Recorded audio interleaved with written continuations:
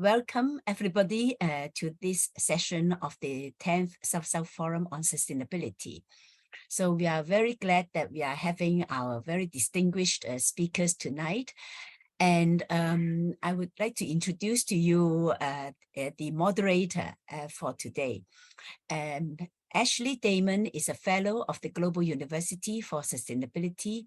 He's an Australian lawyer and editor of political economy and history works.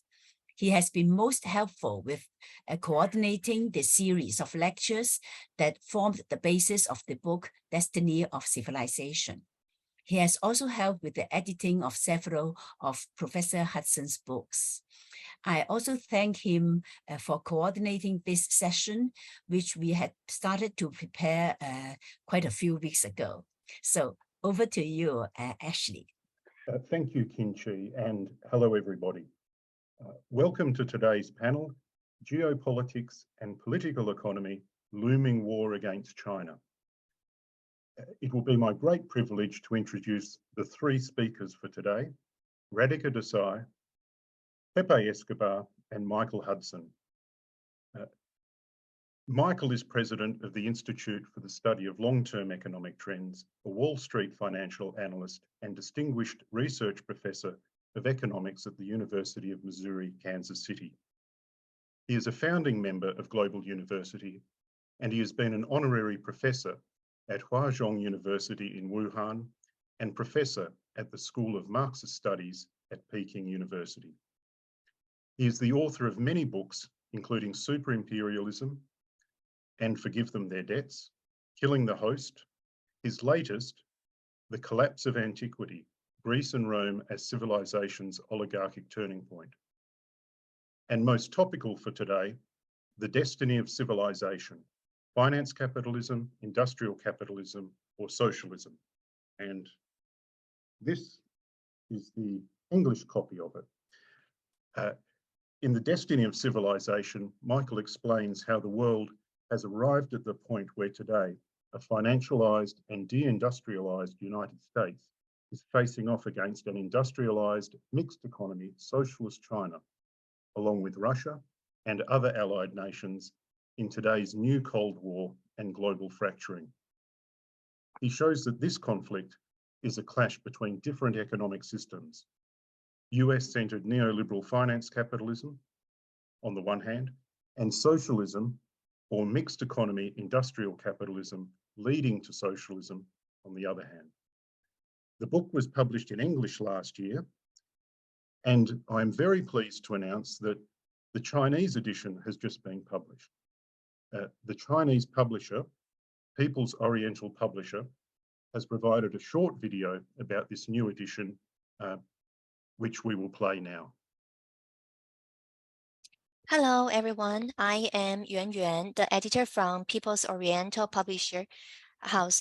I'm holding the Chinese version of The Destiny of Civilization by Michael Hudson. During the editing, we truly witnessed the theoretical foundation of the author. His ideas on many aspects reshape our understanding. For example, he mentioned in the book, all successful economic bodies are all mixed economies, which is nowhere to be seen in mainstream discourse. From this book, readers can understand why China insists on the public ownership as the main body. He also mentions in classical economies, economic rent doesn't exist in a free market, but the financial oligarchies of nowadays twisted the idea. Through this book, as Chinese readers, we have even more reason to believe in our national economic system that not only has it passed the test of time, but also has a strong theoretical foundation. I believe the audience are looking forward to it. I will give a brief presentation. In order to facilitate the readers, in addition to editing, language editing, it also comes in hard copies with the English title in gold stamp. Inside, there are several photos of the author on various occasions. And here, as you can see, are the members of the editorial committee of the Global South Thought series. So more books of this series will be coming, and The Destiny of Civilization is the first one. Continuing, there are prefaces by Professor Wen Tiejun and Professor Lau Qinqi.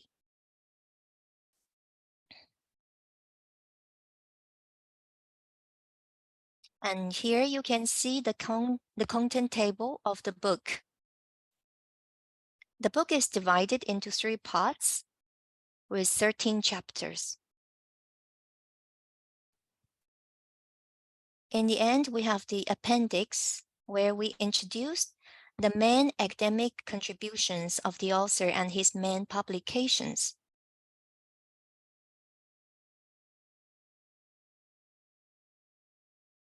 The book is now on pre-sale and available in Jingdong Mall. Thank you. Thank you very much. Congratulations, everybody, on the publication of the Chinese edition. And we'll have some more time at the end of the session to further discuss the book. But now we will begin with the panel proper. And our first speaker for today is Dr. Radhika Desai. Radhika is a professor in the Department of Political Studies and director of the Geopolitical Economy Research Group at the University of Manitoba. She is the convener of the International Manifesto Group and the author of numerous articles and multiple books, including Geopolitical Economy, After US Hegemony, Globalization and Empire, which is also available in a Chinese edition, I believe at jd.com. And most recently, she has published Capitalism, Coronavirus and War, a Geopolitical Economy, in which she investigates the decay of neoliberal financialized capitalism and the accelerating decline of the US-led capitalist world's imperial power, while it lashes out with the new Cold War on China and other international aggression. She visits Russia and China frequently, thanks to her connections with universities there and important institutions like the Valdai Club and the Chinese Academy of Social Sciences. So Radhika, please, and maybe you want to briefly hold up your book too. Yes, thank you very much, Ashley. And here is the Chinese translation of my book, published by East China Normal University and Chongqing Press. I put the Chinese title in the chat for everyone, and you can, as Ashley said, get it on jd.com and many other platforms as well. So thank you very much for that very kind introduction, and thank you to Qinqi and other organizers for organizing this panel and the larger conference of which it is a part. I should also apologize that I will have to leave on the hour, so in about 45 minutes, because I have a medical appointment, and I'm sorry to have upset the originally planned schedule of this meeting. But anyway, I will give my presentation now. So the title that we were given is Geopolitics and Political Economy, the Looming War Against China. And I would just say right at the start that I think it would probably be better to call it Geopolitical and Political Economy for a couple of reasons. One, the very idea of geopolitics tends to be dominated, or the field that is known as geopolitics tends to be dominated by extremely right-wing tendencies in writing, and in reality, it also tends to separate something called geopolitics from something else called geoeconomics, which does not make sense. Good critical writers, including writers like Marx and other important Marxists, actually study political economy, and that's why I've coined the term geopolitical economy, to try to understand how economics, politics, the two most important things, and then other things as well, combine in a historical whole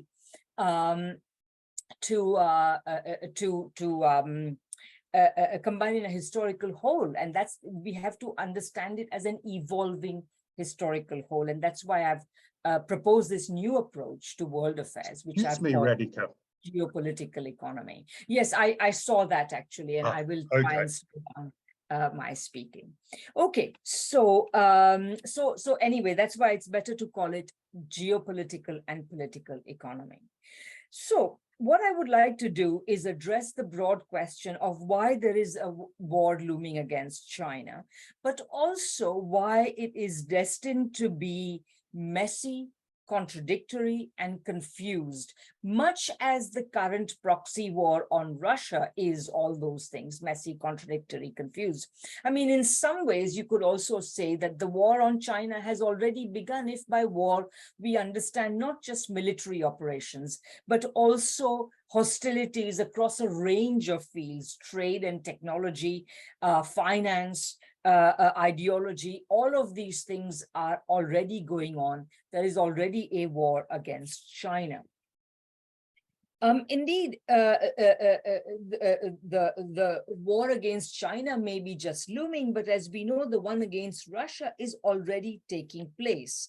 And as I say, it is also a very messy war. To begin with, it's a proxy war. It's not an outright war. Everybody knows that it's a war between the United States and Russia, but it is being conducted through the instrument of Ukraine. And as Professor Mearsheimer has pointed out, the United States seems determined to fight Russia to the last Ukrainian. That is to say, Ukraine is the instrument and also the sacrifice in this war.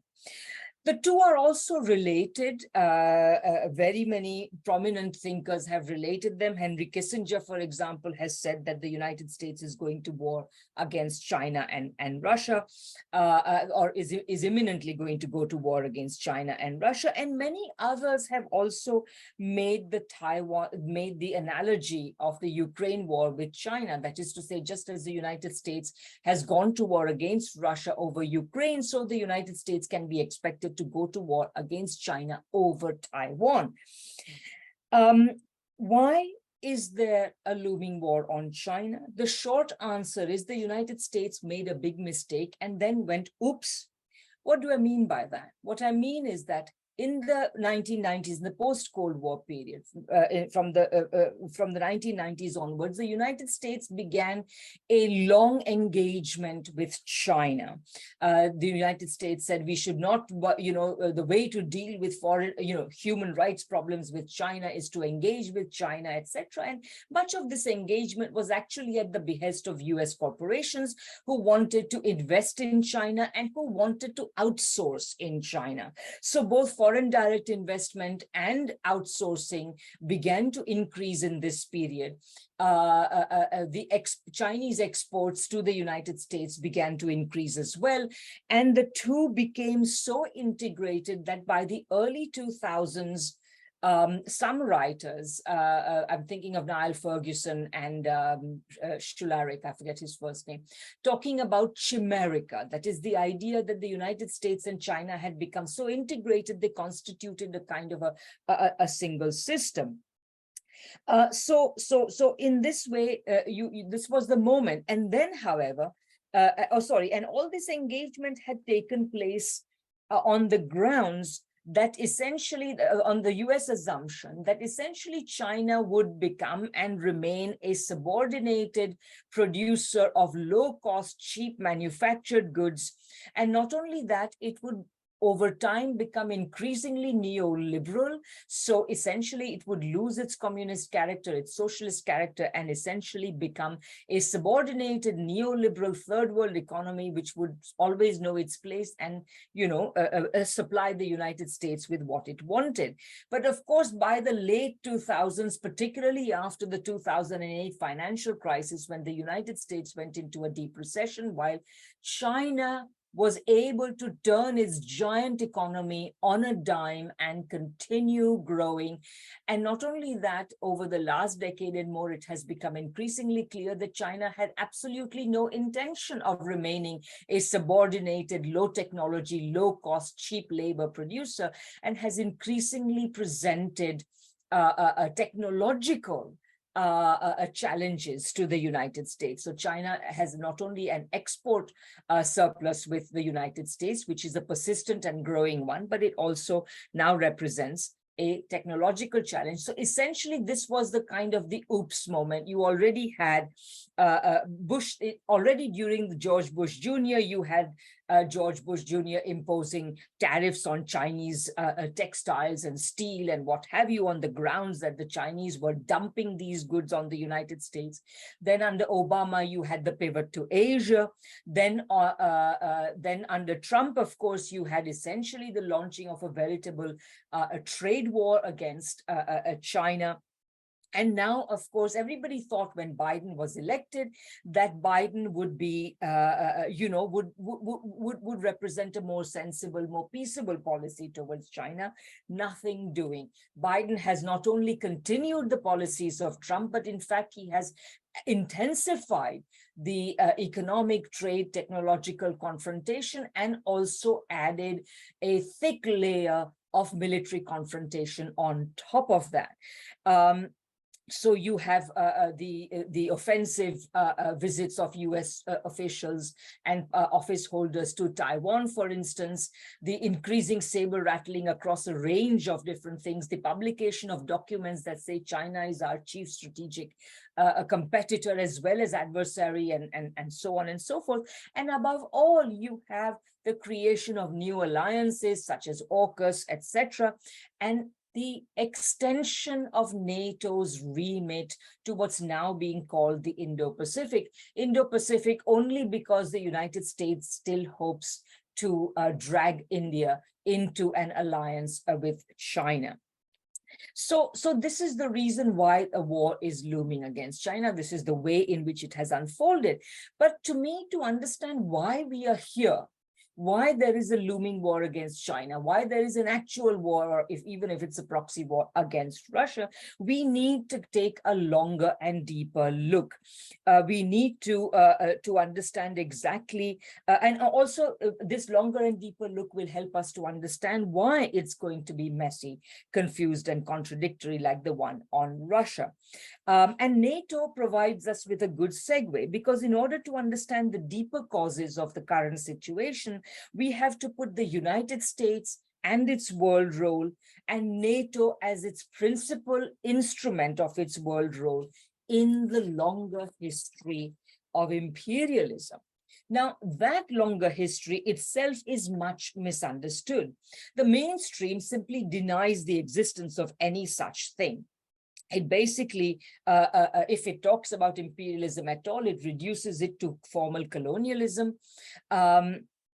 And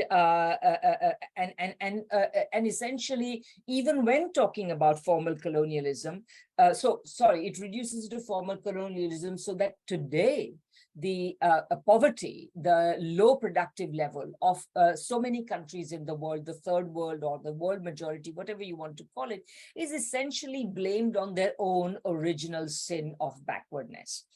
Even when talking about colonialism, what happens is that it sort of praised with faint condemnation, if we might say. That is to say, it is barely condemned, and sometimes it is even celebrated for, if for nothing else than for integrating the world into a single whole. That is to say, its subordination is celebrated as imperialism, because that is what it means when people say silly things like the decades before 1914 was the first wave of globalization.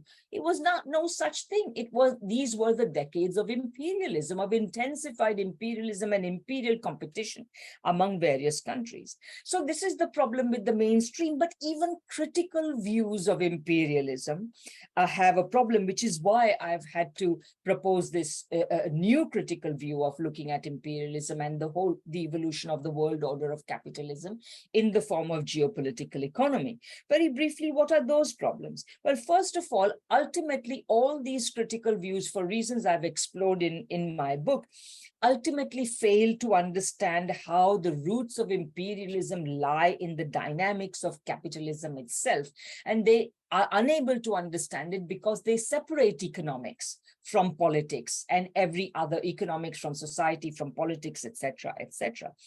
Some even go so far as to say, and these people who call themselves Marxists, they say that imperialism is not necessary to capitalism, and others who can't accept this, thank God, however, continue to try to examine imperialism, but are extremely hazy about its roots in the dynamics of capitalism. As a result, many also end up fixating on some isolated element like capital exports. How can capital exports be the centerpiece of any theory of imperialism when the United States, rather than exporting capital, is sucking capital? It's a sinkhole for the world's capital from all over the world. It just does not make sense. In this understanding also, imperialism is regarded as a historical constant. You show how radical you are by essentially saying imperialism is very powerful, and it is as powerful today as it was before, etc. And finally, they also end up accepting the narrative of US hegemony. This narrative, in fact, is extremely problematic. The real story, in fact, is very different. Imperialism, as I've argued in a number of my writings, including Geopolitical Economy and Capitalism, Coronavirus and War, and many articles, is rooted in the contradictions of capitalism. Essentially, capitalism is not a self-sustaining system. It is not a self-contained system. Its contradictions make it expansionist, because capitalism cannot satisfy the conditions of its existence within the territory of any single economy, no matter how large it may be. And what capitalism tends to want from the rest of the world is that the rest of the world accept the excess capital and excess commodities produced by major capitalist countries, while at the same time supply those capitalist countries with cheap labor and cheap raw materials. Essentially, the purpose of imperialism, therefore, ends up becoming to open up the economies of the rest of the world so that they may be open to servicing the needs of the major capitalist economies. Unfortunate, so this is the first major point. Now, in this story, imperialism was initially in the early stages of industrial capitalism. It took the form of what one writer called the expansion of England to create the biggest empire the world ever had. However, the rest of the world was not going to take subordination, economic subordination, lying down. And in the early period of the expansion of England, many countries, or some important countries, including Germany, the United States, and Japan, essentially industrialized industrialized through processes of state-led development behind protectionist walls in order to challenge the dominance of the UK on the world market. And the result was that already by the late 19th century, the world had become multipolar. Because this type of imperialism elicits a resistance of the sort that you already saw in the early instances in the United States, Germany, Japan, etc. The only way of resisting imperialism is to engage in this sort of state-led development.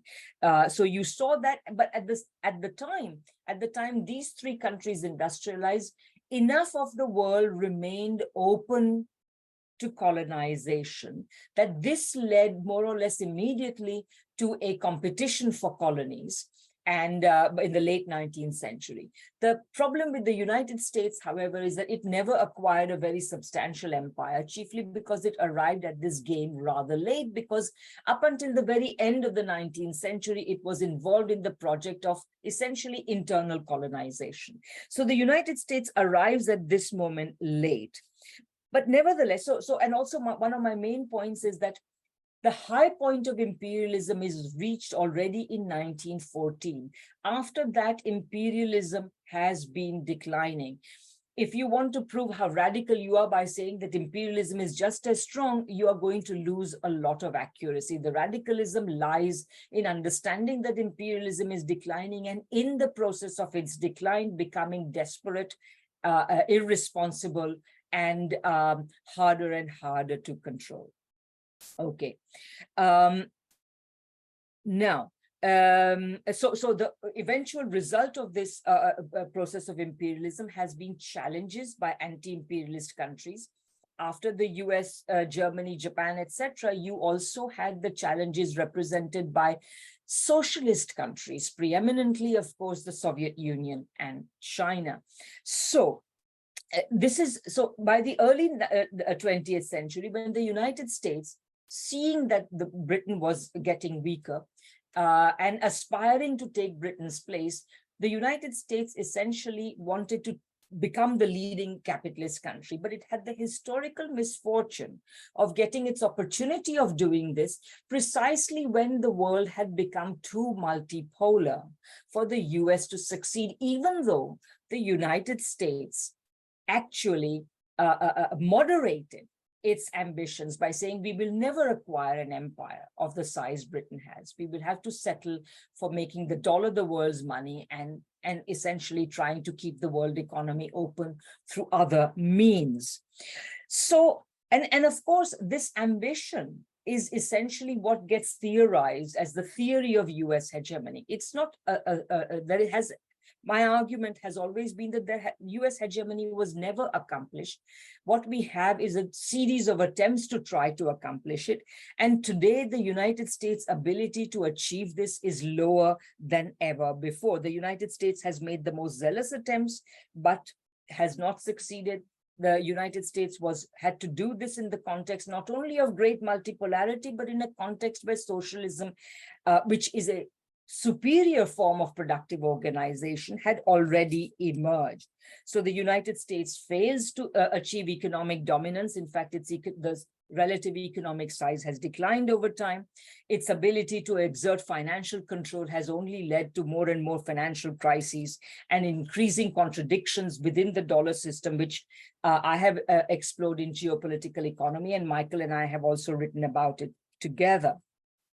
So what has become clear in the 21st century is that if it's failing to exert economic control, financial control, diplomatic control, it is also failing to exert military control.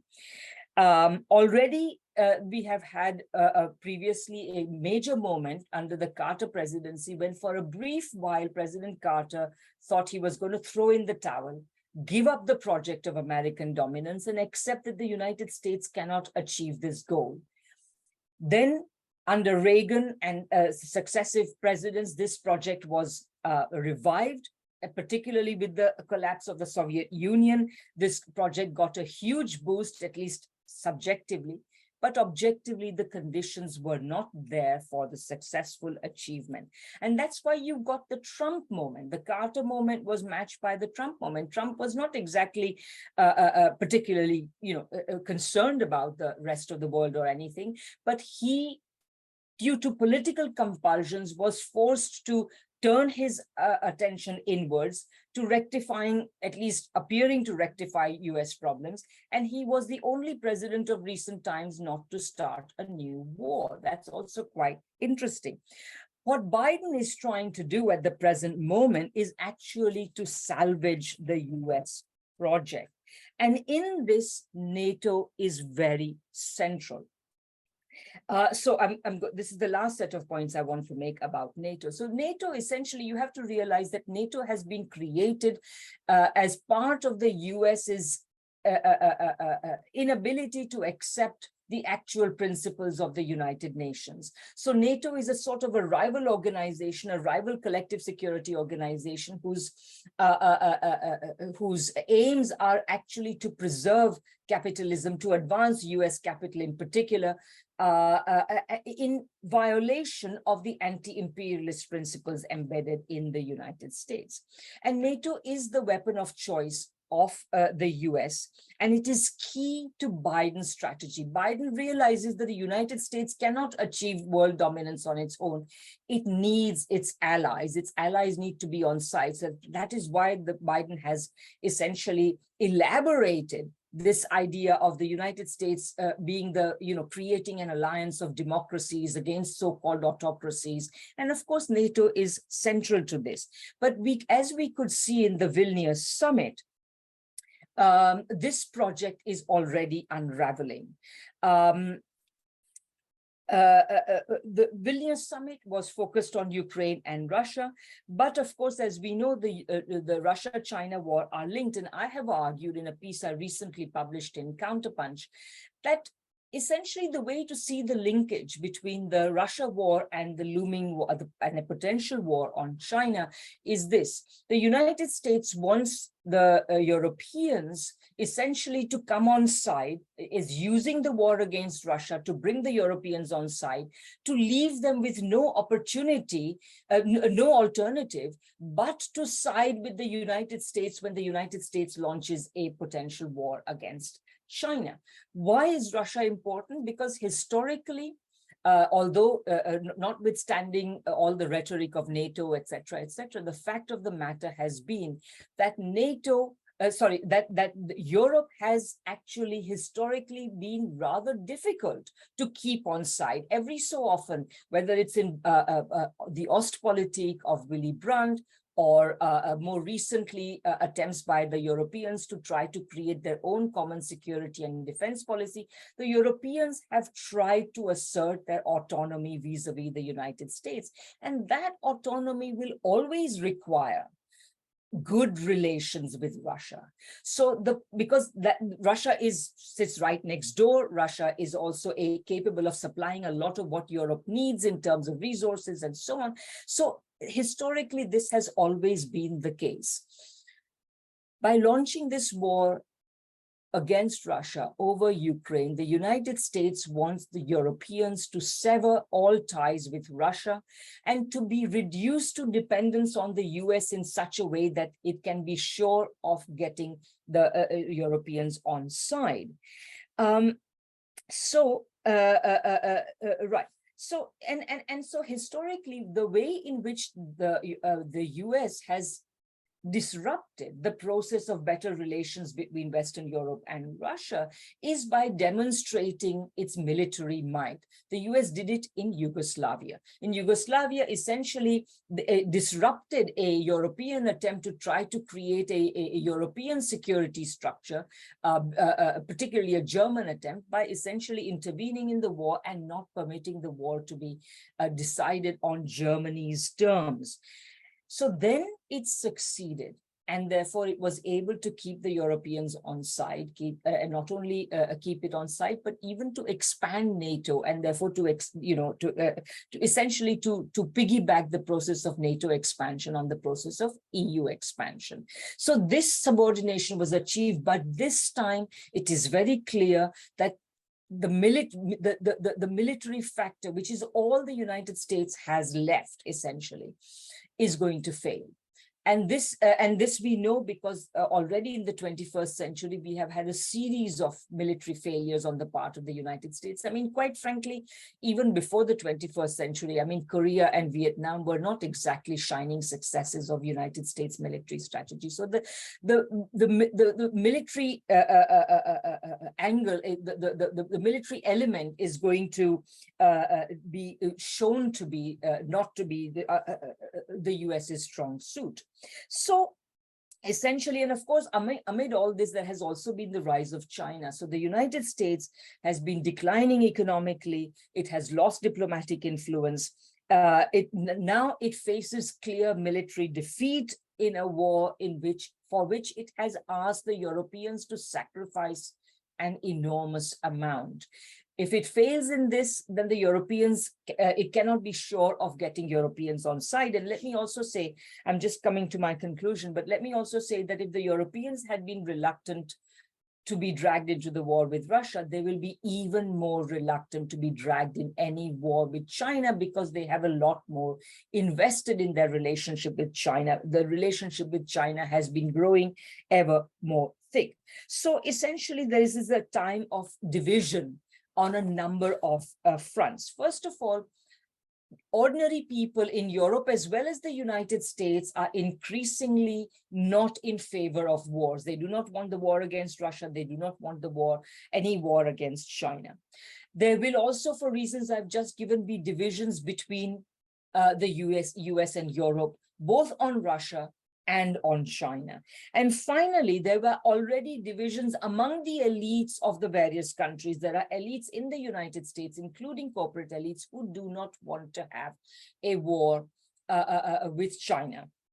There are pro-Chinese and anti-Chinese corporates, essentially different parts of the US business world that benefit from a war in China, and those that do not benefit from a war with China. So in this, that is why, as I said, this war is bound to be messy, confused, and ultimately it is not going to be a win for the United States. But of course, if it is attempted, if a military conflict is actually attempted, it has the potential not only to do a lot of damage, but to bring the world to nuclear war. Thank you very much.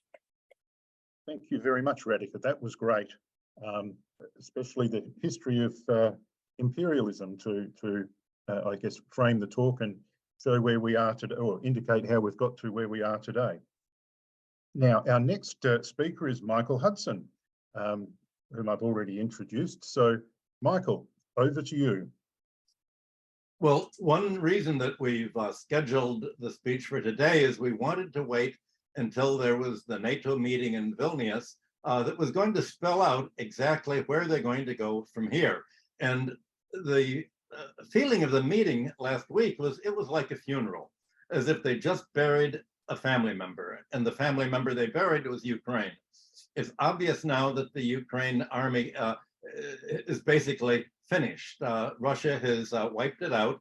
The Ukrainians are left only with terrorist means of fighting, and NATO has actually run out of arms. They've used 50 years of stored up weaponry of guns and helicopters and tanks. They've all been thrown in, essentially emptied out, and there's nothing more that the Ukraine can do. It's drafting people. It goes out on the street to begin to draft people, and obviously the war there is over.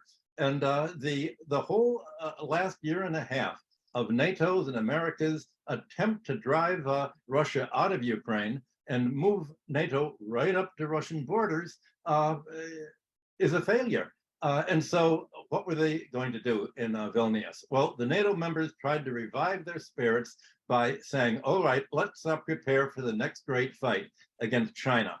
And China is now designated as the ultimate strategic enemy #1 of the United States and of Europe. And to prepare for this showdown, NATO announced a commitment that they were going to spread their military presence all the way to the Pacific. There's really nothing for NATO to do anymore on the Atlantic. And it's called the North Atlantic Treaty Organization. It now says we're going to relocate NATO in the Straits of China. We're going, just as Radhika said, they had planned to fight to the last Ukrainian. They're hoping that maybe the Taiwanese will be willing to fight China to the last Taiwanese and basically slow what seems to be inevitable. The fact that China, Russia, the BRICS partners, along with the global South, are all creating their own unit independently of the United States and NATO. Well, the NATO plan that was announced a few weeks ago is they're trying to carve away China's military allies and trading partners, above all Russia, by fighting in the Ukraine. They think, well, they expected that Russia was actually going to lose in the Ukraine, despite having a 10-to-1 advantage in troops and in arms and basically strength. Well, President Biden said, we'll turn the ruble to rubble. But he also said that since the fight in the Ukraine against Russia is really a fight over what kind of economy the world system is going to have, this is going to take many decades. So what we're really seeing in Ukraine, and what the NATO meeting said was, that's only the first battle in what's going to be a many generations war against China. And because they realized that other countries until now, from the Bandung Conference of Third World countries in the 1950s, 70 years ago, other countries didn't have the ability to be self-sufficient. in food, in basic productions. But now that the United States has very helpfully shifted its manufacturing power to China and other Asian countries, now the rest of the world doesn't need subservience to the United States anymore. It can go it alone. And this is what is so upsetting to the United States. Well, Radhika has explained initially about how the United States benefited enormously from the trade with China. When President Clinton admitted China into the World Trade Organization and began in 2000, the plan was to replace American labor with low-priced Asian labor and Chinese labor. The objective of free trade was to reduce employment in the United States, to cause unemployment, which would lower the wages of labor. And by lowering the wages of labor and the living standards, this would make American companies more profitable. They'd be more profitable because they would now be using the cheap labor of China and other Asian countries instead of the United States. So it looked like a win-win for the corporations in the United States who were, and the Democratic Party that President Clinton was the head of basically represents Wall Street and the corporate economy, not labor. There is no party in the United States that really supports labor. So the idea is now, how is the United States going to continue to siphon off all of the wealth of other countries in itself? It deindustrialized, it's basically lost its financial power. The world is moving into dependence on its other. This is exactly what has led the United States to say, we can't let the world change this way, or if it is going to change this way, at least we can slow it down. And one thing that the last year and a half have shown in the fighting in Ukraine is that the United States has been able to beat one set of countries, the NATO countries. NATO now has to spend an enormous amount of money replacing all of its the arms that it's used up in Ukraine. Who's going to get the business? American military industrial complex, Raytheon and other countries. The expectation is that the US balance of payments at least will, in currency, will rise against the euro. And the war, instead of destroying Russia, has turned Western Europe, Germany and others, into a dead zone. Well, that's not the way they're describing it. The European Union Commissioner, Joseph Borrell, says, yes, the world is splitting into two parts. Germany and Europe is the garden. The US and NATO part of the world is the dollar area, is the garden. The rest of the world is the jungle. What Borrell didn't say is that there's a gardener to a garden. You can't have a garden without a gardener who comes and picks all the crops. The United States is the gardener for the European garden. And the problem is, how are they going to relate to the jungle that is actually treated like an invasive species? Well, from an economic point of view, NATO from the very beginning has been a drastic error. It's left Europe in, it destroyed European industry with the destruction of the Nord Stream pipeline, and the sanctions against Russia have really been sanctions against Europe. Russia has been able to export its oil, its minerals, its food. The only countries that have been sanctioned are the NATO countries, which are blocked from trading with Russia. And they're now saying, we want to prevent Europe from trading with China as well. And the amazing thing is that the Europeans seem to be going along with it. And what we're seeing is a replacement of how traditionally people have analyzed geopolitical economy. The whole idea or assumption under most analysis, if you're making a study of how is the world going to evolve, you assume that countries are going to follow their economic self-interest. But that's not happening. NATO and NATO countries in Europe are following US interests, but not their own interests. They're actually sacrificing their economy in order to fight against Russia. And excuse me, I need a glass of water.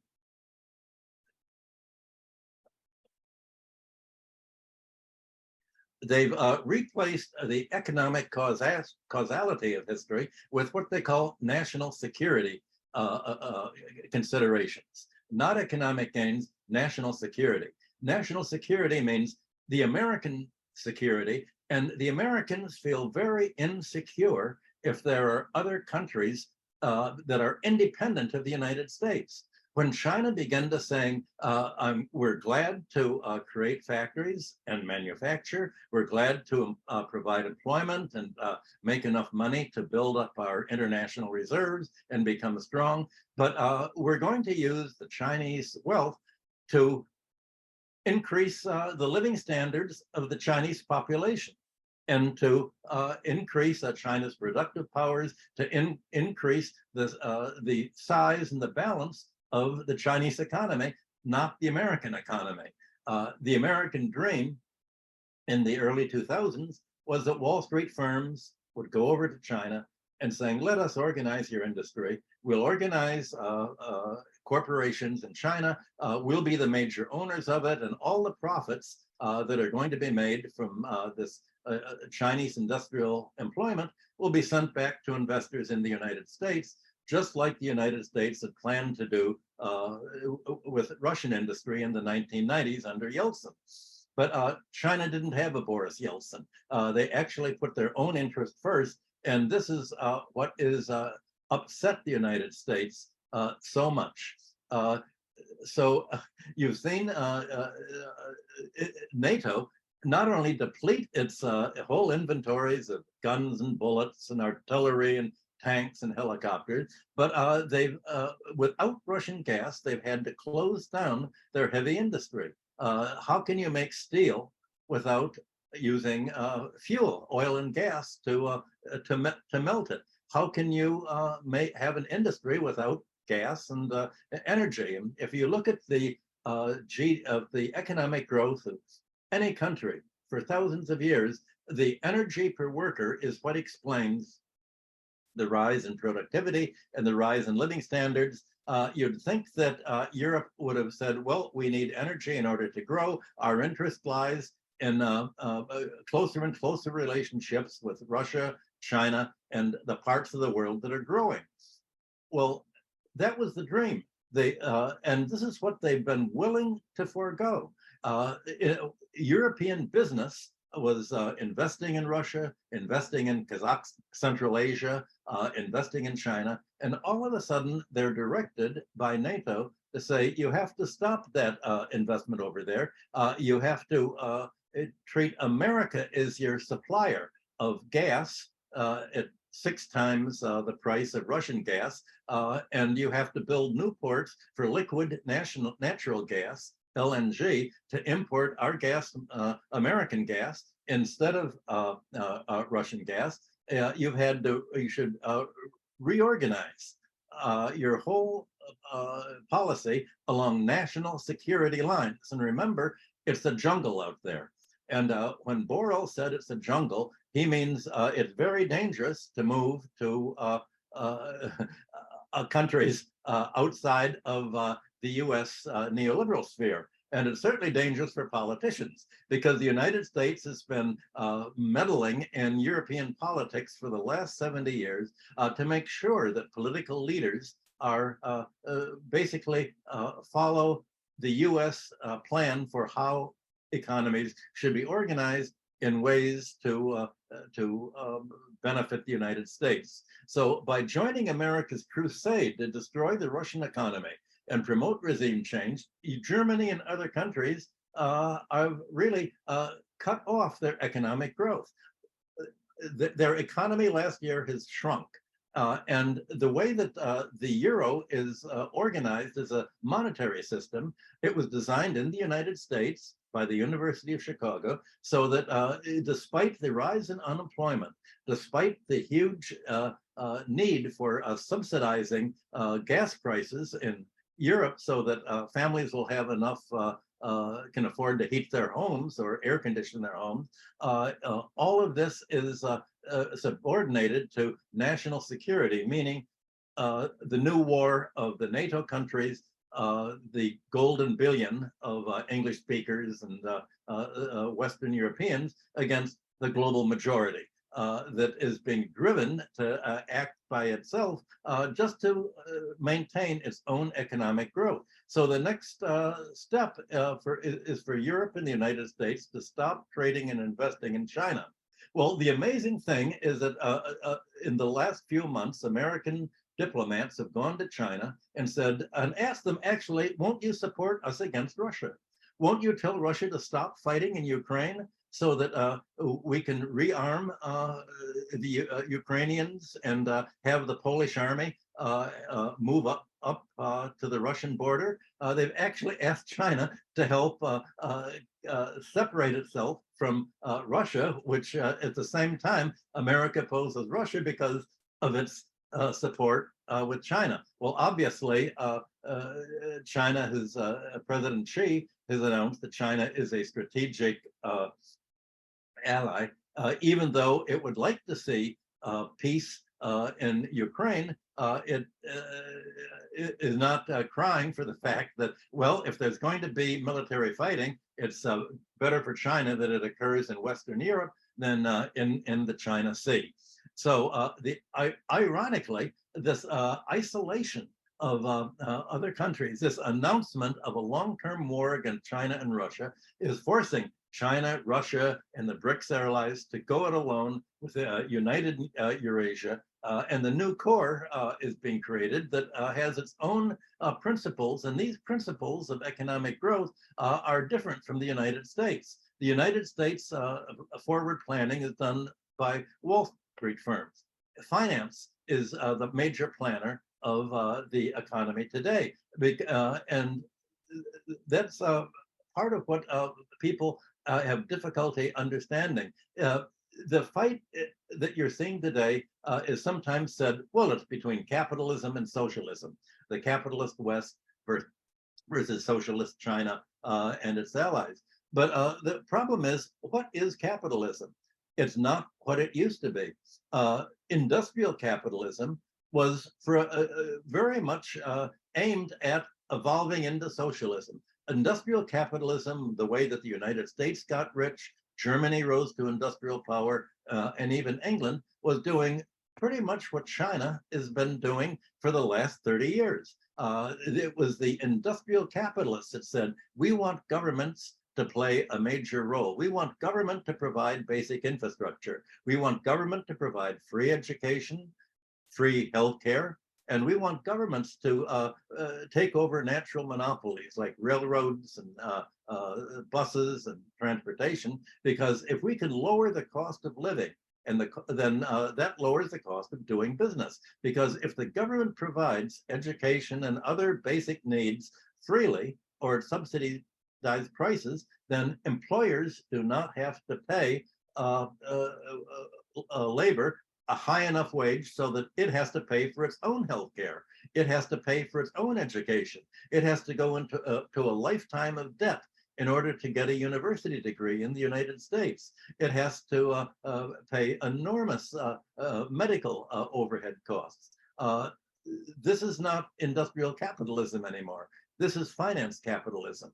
The government support of the economy that every industrial economy used in its takeoff has now been financialized and privatized. And that's what makes the Europe and the United States economies different from China. And this is why they would love to make money from China by selling all of its infrastructure, selling its railroads, privatizing them, privatizing everything that they could in order to create monopolies and to charge monopoly rent. The conflict between America and China is that of finance capitalism versus an industrial socialism, you could call it, in China, because the final stage of industrialization already in the 19th century was seen to be socialism. That's what, there were many different kinds of socialism that people talked about, but at least the idea was that capitalism's evolving into socialism. But in the United States and Europe, that is now fighting back. The landlord class and the financial class have fought back to reverse the whole role of industrial capitalism as a reform, as a policy of getting rid of the landlord class, getting rid of the banking class, getting rid of monopolies. All of that is out in the West, and the result is that the West is in a position of shrinking. So you can see what America was frightened about. When it saw Western Europe trade and invest more with Russia and China, it worried it was going to be left out. And what could it do? It thought, well, if we can have a war against Russia, we can, the people will rise up and overthrow Putin and put a more friendly, US-friendly leader like Boris Yeltsin in, and then we can do the same to China. We can impose sanctions on China, prevent it from importing sophisticated computer chips and blocking its growth, and it'll have no choice but to say, okay, stop the sanctions, you won, we're going to adopt a US-style economy. And obviously, that hasn't worked in the Ukraine-Russia war so far. And the question is whether it's going to work in China. Well, how on earth are you going to get the Europeans to stop their trade and investment with China? Well, the answer was in a series of speeches in the last few weeks, including when US Treasury Secretary Janet Yellen went to China. They say the shape of world trade is no longer going to be trade with the most efficient countries and buying at the lowest prices in the most productive market. Any form of trade, Janet Yellen explained to China, is a risk. It's the risk of being cut off and destabilized. So the Americans have said, well, when you Russians thought that you were benefiting from buying inexpensive Russian gas and oil and titanium and helium and other inputs, but everything, trade, all this was a risk. It's a risk that Russia and China might suddenly stop trading with you and destabilize you and try to gain control by saying, we're going to turn off our gas, or China will turn off the computers it makes and all the manufactured goods that it makes. The warning was that any trade with China is by definition a risk. And Germany's foreign minister, Annalise Baerbock, said the same thing. Trade is a risk. What they don't realize is that why on earth would Russia or China say, let's destabilize Europe. Let's all of a sudden stop exporting to it. Let's not export anything more, and let's wreck the economy unless they do what we, the Chinese, want to do. Well, why would they do it? The world is already doing what China wants to do, because China has shaped its trade, shaped its international investment in a way that benefits the entire economy. What the United States has done is say, when it says trade is risk, is trade with anybody except the United States is risk. There's no recognition that European trade with the United States is risks being cut off by American sanctions. And since 1945, the only country that's imposed sanctions on other countries is the United States, not Russia, not China, not other countries. Right after China's revolution, the United States tried to overthrow Mao by imposing sanctions on grain. The attempt was to starve China and force a counter-revolution against Mao. Canada helped break the sanctions and sent grain to China. It's no longer a friend of China, but it was back then. So the United States is projecting its own policy as if China and Russia wanted to dominate other countries by wrecking them. And the only way that the United States can achieve power over countries is to destabilize them with sanctions. But the other countries have no reason to destabilize Europe or to impose sanctions. They have nothing to defend. There was a mutual gain between Europe and Russia and Europe and China with their organization together. And now that that's pulled out, this leaves the United States and Europe basically isolated, and China and the Eurasia and the global South and the BRICS together now say, well, we are the center of world manufacturing power. We're the center of the world's population. We're the center of world raw materials. We're the center of agricultural production. If the United States can sanction us, that is a warning to us that we need to be self-sufficient so that we don't have to be dependent on any other country again. And just like the United States said, well, we can disrupt your financial system by cutting you off from the bank clearing system, the SWIFT system. China and Russia have each created their own financial system to be independent. There's no need for an interdependency anymore. The US and NATO plan for a unipolar world has failed, and the world that China, Russia, India, Iran, and the BRICS are creating with the global South is a multilateral world where there is mutual gain, not exploitation. And the trade as risk view is over the long run will have to yield to basic economic interest. Well, the problem is, what can the United States do to stop this? There's only, the United States can't fight militarily. There's never going to be an American army again since the Vietnam War ended the draft. All it can do is have proxy armies fighting. It was able to to stage a color revolution in Ukraine, make a coup d'etat, turn Ukraine over to the Nazis, who revived all of the World War II hatred of Russia, the old Nazi anti-Russian policy, and they were able at least to tie up Russia there. It's unlikely that it can do the same with Taiwan, because what does America have to offer Taiwan? Taiwan can have a close economic relationship with China, with mutual trade and investment in a growing economy. Or it can link to the American economy and indeed find a US market for its information technology, its computer chips. But the American economy is now shrinking, as the European economies are. So you're having two parts of the world, a shrinking NATO-US part, the garden, and the growing part, the jungle. That's what jungles do. They grow more than the garden, and they don't have a gardener to take off all of their surplus. So you're having really the final evolution in Asia, in China and the other countries, of what the world was expected to evolve into at the point that World War I began. We're now picking up history again.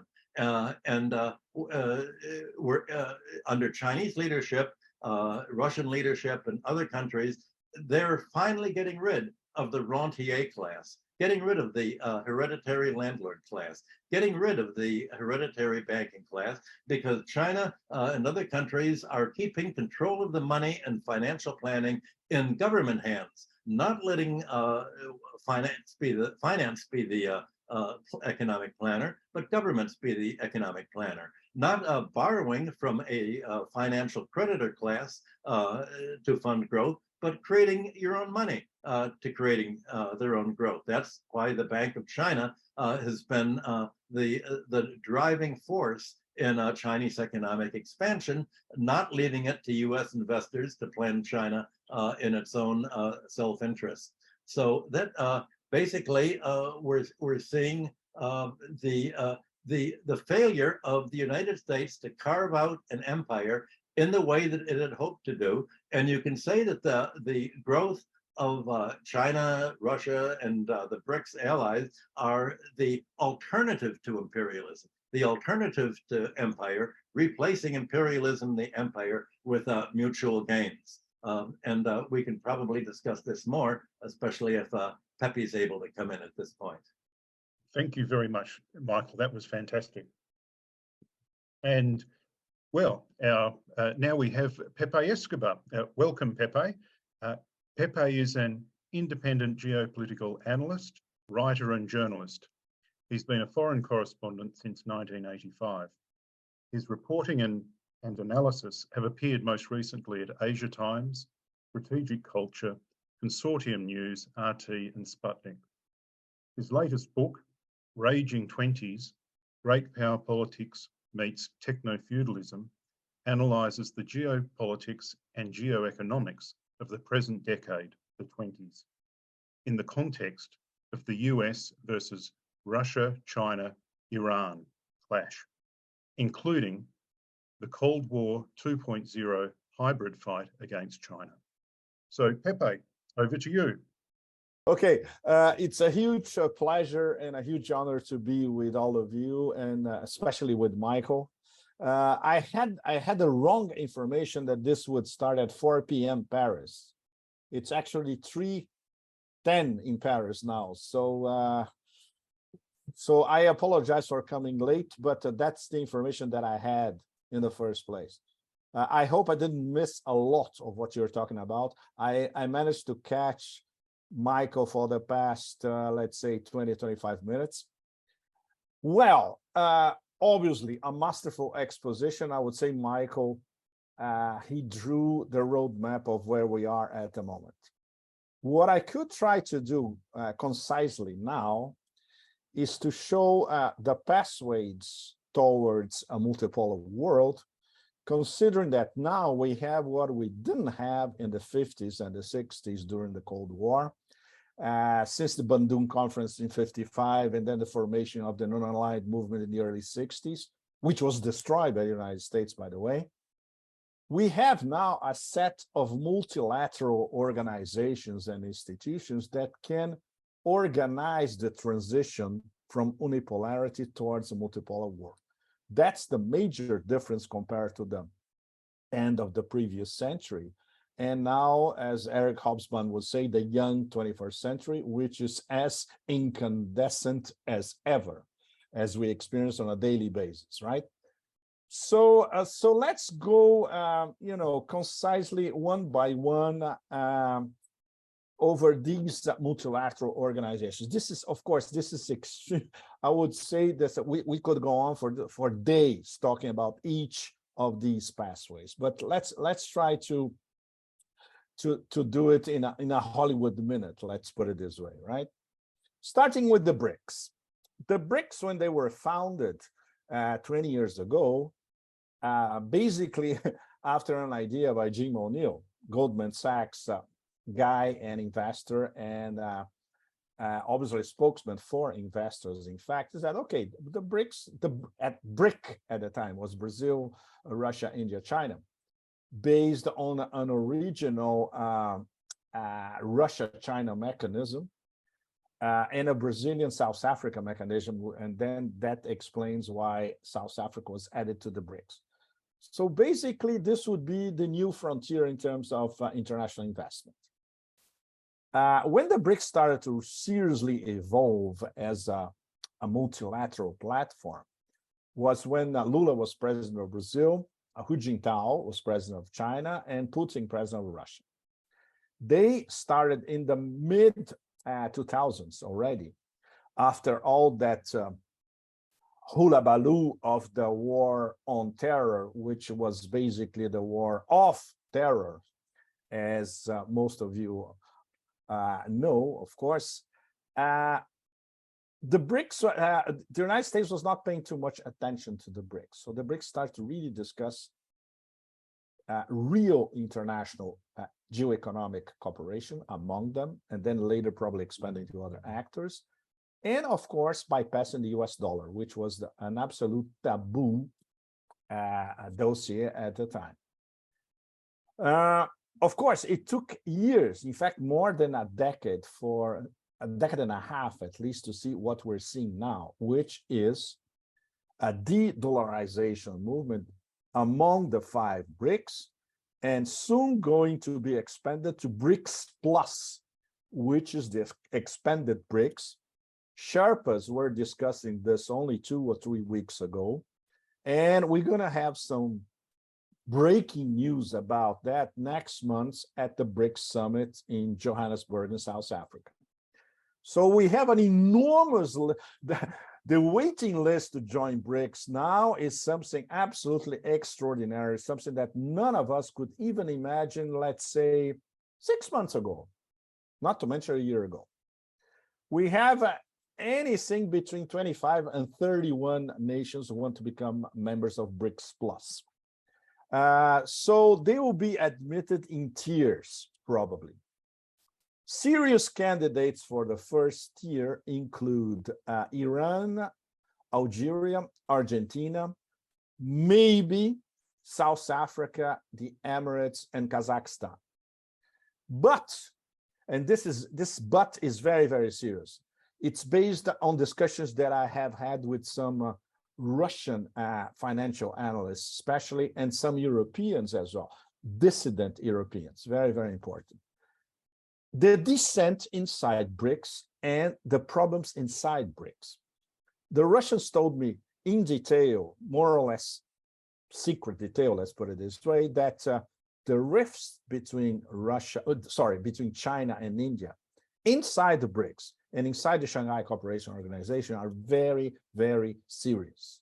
And as much as the Russians try to work as a bridge between both, it's still extremely complicated. And that directly interferes with the expansion of the BRICS, where obviously the power of the 5 BRICS will be not diluted, but of course, they will have to share with the newcomers as well. Some of them will be extremely powerful in terms of sources of energy. Example, Saudi Arabia, Emirates, Iran, and Kazakhstan. That will change the balance of power inside BRICS exponentially. And I will say the losers in this equation will be the current weak nodes, which are Brazil and South Africa, for a number of very complex reasons. South Africa, because they are a weak link by definition, because they don't have a completely autonomous foreign policy. And they are a much smaller economy compared to the other ones. And Brazil, because Brazil basically is, Jake Sullivan went to Brasilia late last year with a list of demands from Lula's government in Brazil.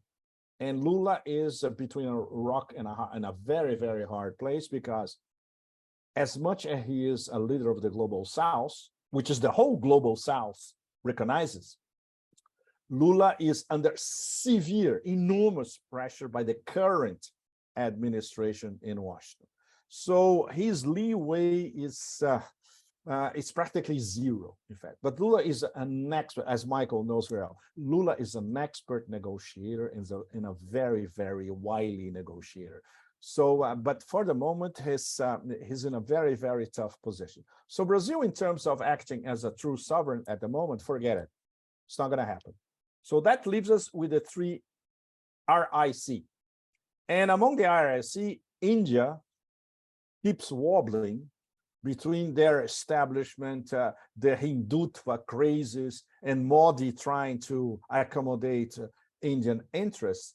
It's not really, really sovereign at all. So that leaves the ones that really matter, and the 2 powers who are actually conducting the drive towards multipolarity, Russia and China.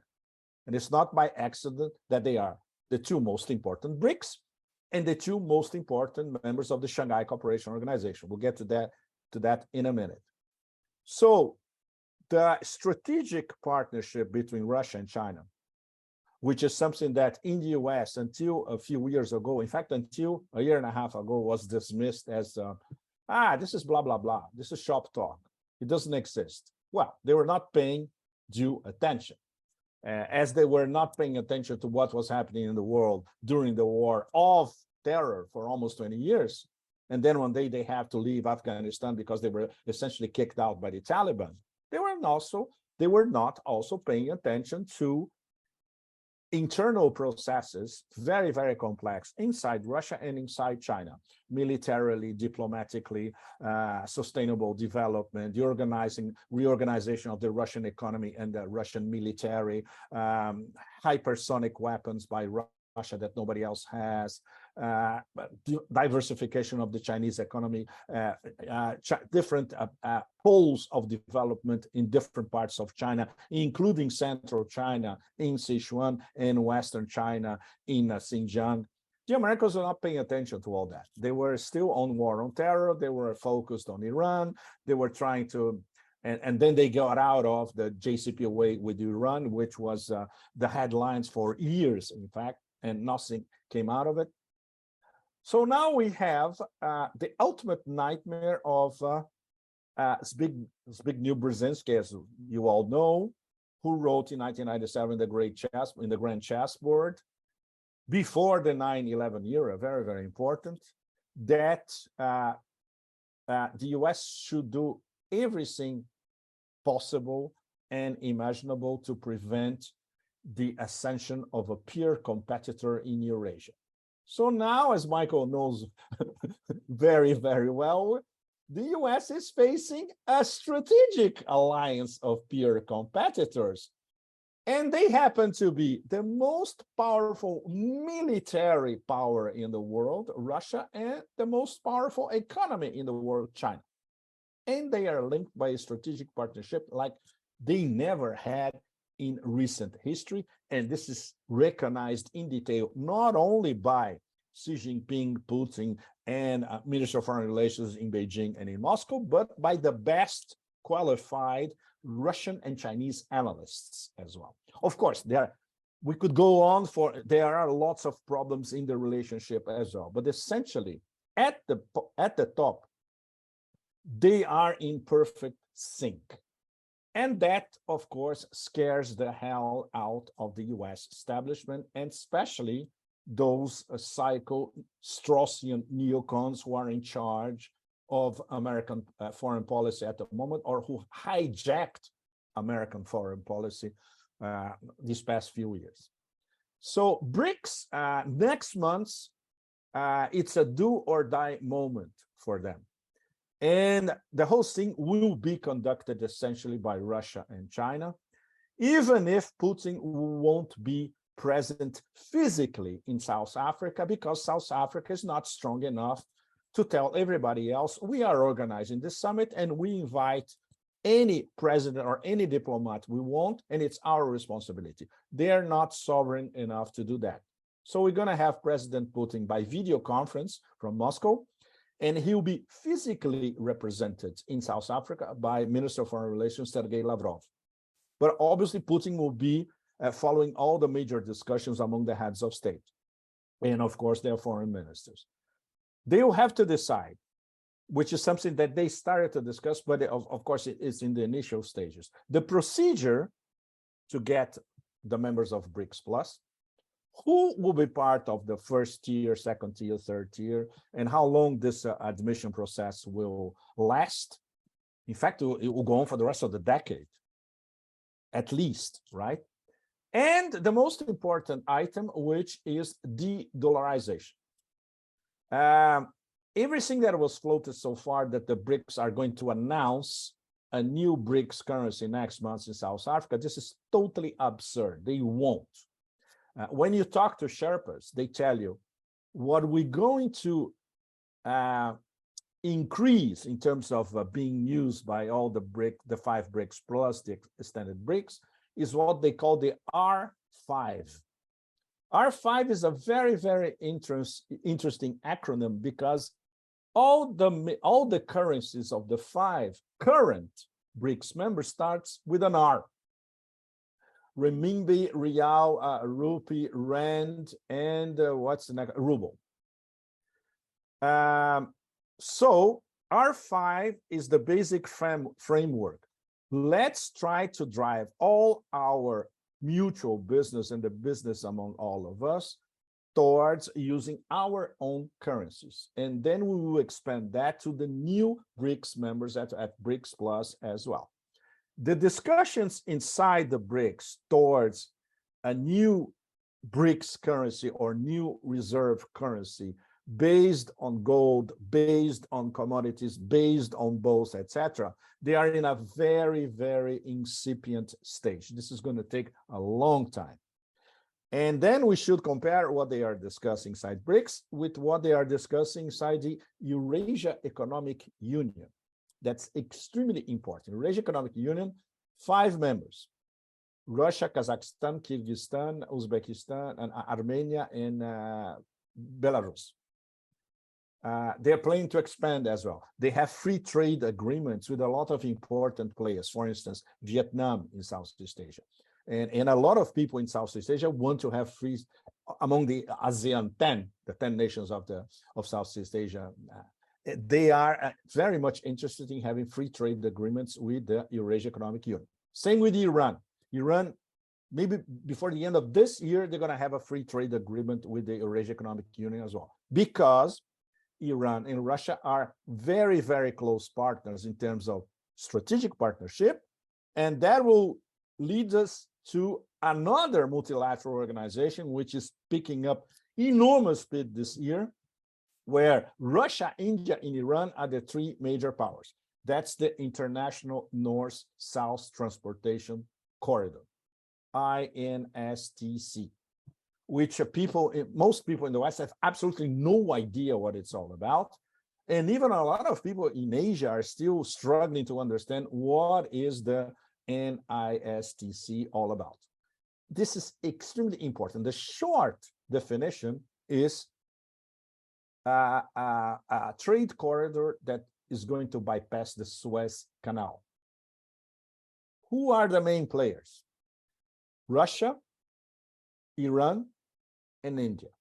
So what we're going to have both ways, there are, of course, important players in the Caucasus like Azerbaijan. And of course, what's going to happen essentially is two-way multimodal trade, because this is going to be railways, ships, and roads, which will come all the way from St. Petersburg to Moscow to Astrakhan, which is a Russian port in the Caspian, crossing the Caspian. Then we're going to have many players, Russian, Iranian, and even the Kazakhs, all the littoral states of the Caspian, 5 littoral states, they can also use this corridor for their own commercial ends as well. So crossing the Caspian, traversing Iran, going to South Iran in the Gulf of Oman, and then the Arabian Sea to the east, and then going all the way to India, to Mumbai, and then vice versa. From Mumbai to southern Iran, crossing the Caspian, and all the way to northern Russia, let's put it this way. And also with the participation of the Caucasus, other Persian Gulf players can also use it. So, but in terms of increasing trade between Russia, West Asia, Iran, and South Asia, India, the International North-South Transportation Corridor is a major game changer. Of course, completely ignored by the US and by the Europeans as well. They have no clue what this is all about. It's major.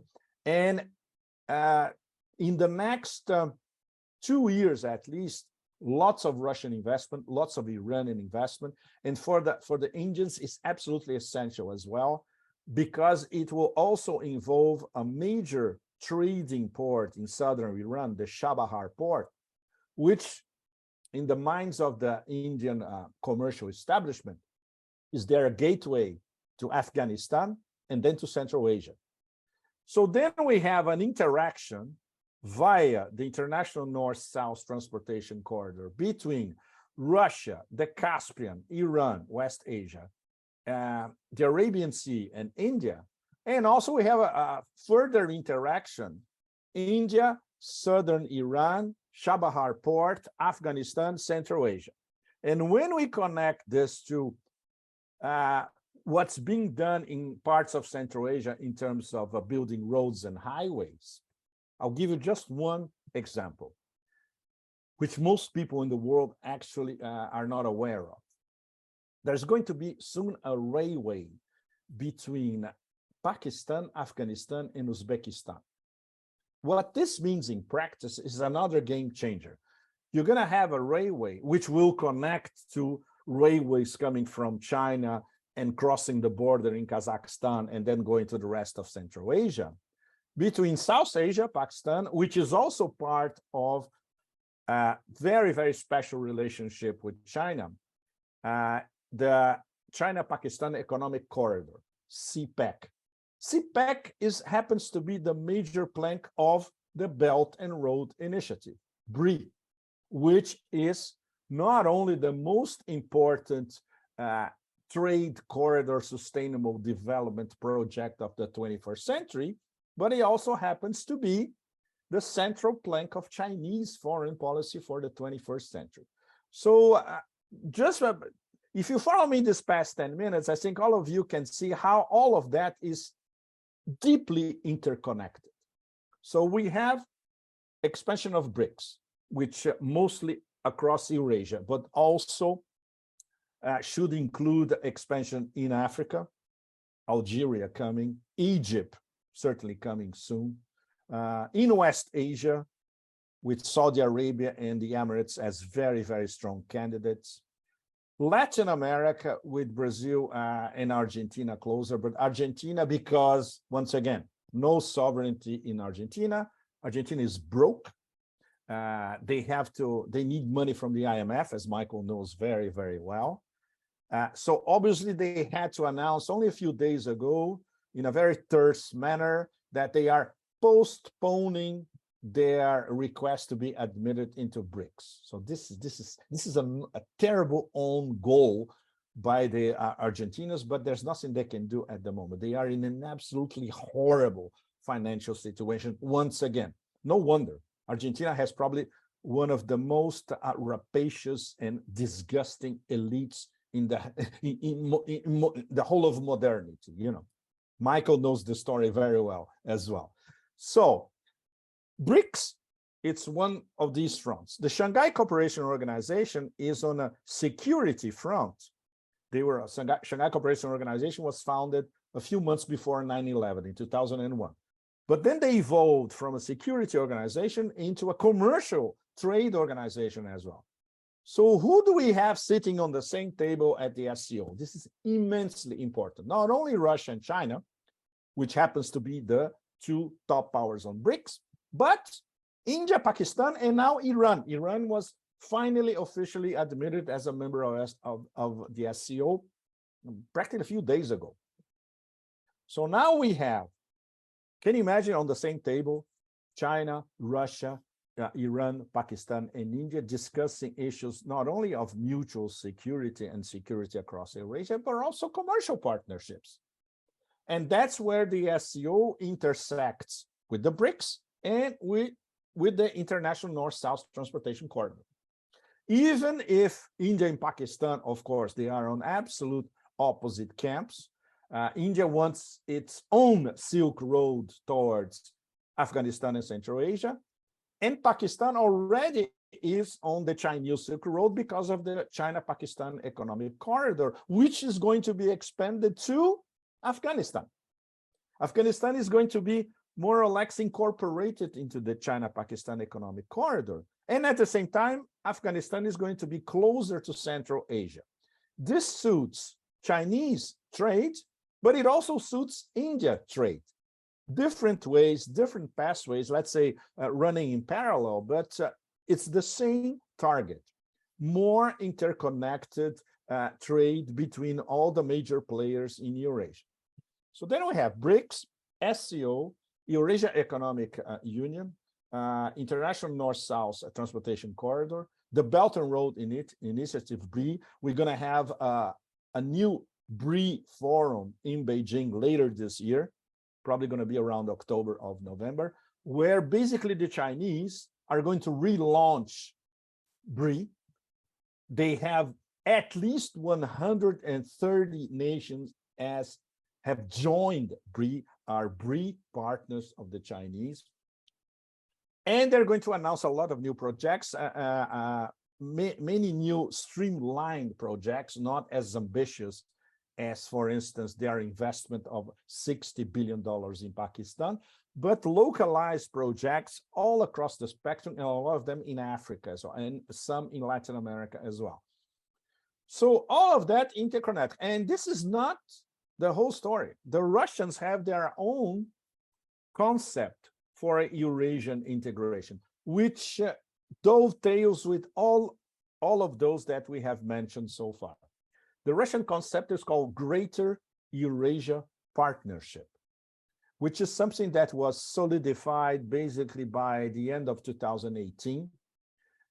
When I was in Moscow at the time, was basically when the project landed on Putin's desk, and Putin gave his final approval. As a foreign policy concept, and as a trade concept, and as a concept to unite the whole of Eurasia, including the possible participation, if they wanted, of course, of the Europeans. At the moment, as we all know, this is absolutely impossible. But the Greater Eurasia Partnership is more or less what Putin had already in his mind in 2007 when he made that famous speech at the Munich Security Conference. Let's have a free trade area from Lisbon to Vladivostok. The Russians are still thinking the same way. Obviously, for the moment, they cannot even dream of having cooperation with the Europeans because the Europeans basically are American vassals as it stands. This may not be eternal, but it's still going to last for quite a while. And the Chinese, obviously, they were paying attention. And 10 years ago, in 2013, exactly this is the 10th anniversary, after a lot of elaboration by the Minister of Commerce, Xi Jinping announced, first in Astana, Kazakhstan, and then in Jakarta, in Indonesia, the Belt and Road Initiative, which in the beginning was called OBOR, One Belt, One Road, a bad English translation from the original Mandarin, which sounds great in Mandarin, but sounds horrible in English. Yidai-Yilu. Yidai-Yilu in Chinese, everybody knows what it means. One Belt, One Road in English, nobody knows what it means. So they changed to Belt and Road Initiative, which still most people don't know what it means. But at least now everybody understands the concept BRI, B-R-I. And the Chinese, of course, they launched a publicity campaign to all across the global south, in fact, so people now immediately understand BRI as this trade sustainable development corridor uniting not only Eurasia, but extrapolating to Africa, Latin America, etc. So we have all these together, plus the regional bodies that are now rediscovering their importance and rediscovering their realignment as well. Starting with ASEAN, the ASEAN 10, my former home. I moved from Europe to Southeast Asia in 1994, almost 30 years ago. And most of the time, my base in Asia was Thailand. Also Hong Kong, because it was my base close to China. So these were my two bases in Asia for almost 30 years. So I followed very closely everything that happened with ASEAN, as I was following a lot of stuff in China from Hong Kong as well. And they are now realigning themselves and knowing that the future for them is Eurasia integration. And that's why Russia in ASEAN is now much more powerful than they were a year ago, to put it simply. The Southeast Asians want free trade deals with the Eurasia Economic Union, and they want more business with Russia. And with China, obviously, because the major partner of all ASEAN 10 is China. So China is ASEAN, ASEAN is China, and vice versa, right? Nothing the Americans can do will destabilize this commercial trade relationship between ASEAN and China. CELAC in Latin America, same thing. CELAC, they want a Mercosur European Union deal, for instance, in terms of trade. But Lula said it right away. Look, we badly want this deal, but we won't accept impositions by the EU. So the EU agenda imposed on Latin America, especially on the big ones, Brazil and Argentina, part of Mercosur and also part of CELAC, it's not going to happen. And the Africans are all getting together finally in many levels. Commercial trade, because China invests in at least 32, 34, 35 African nations. The Russians are going everywhere across Central Asia. The Russians in that belt between Senegal in the west and Eritrea in the east, the Russians are going everywhere, not only in terms of new business opportunities, but also in terms of expelling the French from places that the Africans want to expel the French in the first place, and the Russians give them a hand. So that's the role of Wagner in many of these nations. Don't forget that in all of these nations, especially the Chad or Central African Republic, natural resources are extremely powerful and a magnet for Chinese interests, but also a magnet for Russian interests who can work in cooperation with all of them. So the whole situation in this belt in Africa is changing fast, just like it was changing in the Maghreb as well. And now with Algeria becoming part of BRICS, even more, and with Egypt on the Horn of Africa, let's put it this way, also becoming part of BRICS. This is Eurasia integration process, more or less, it's transmutation in Northern and Central Africa as well.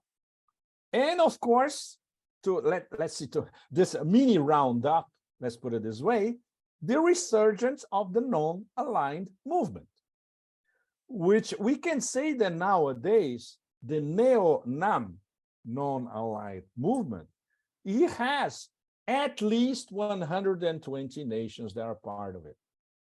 This is reflected by the number of nations who simply decided not to join the anti-Russia sanctions dementia, either by becoming by declaring themselves neutral or by not doing anything, keeping a very low profile, but actually in the background, not dissenting from Russia and even approving the Russian position, or at least understanding the Russian position.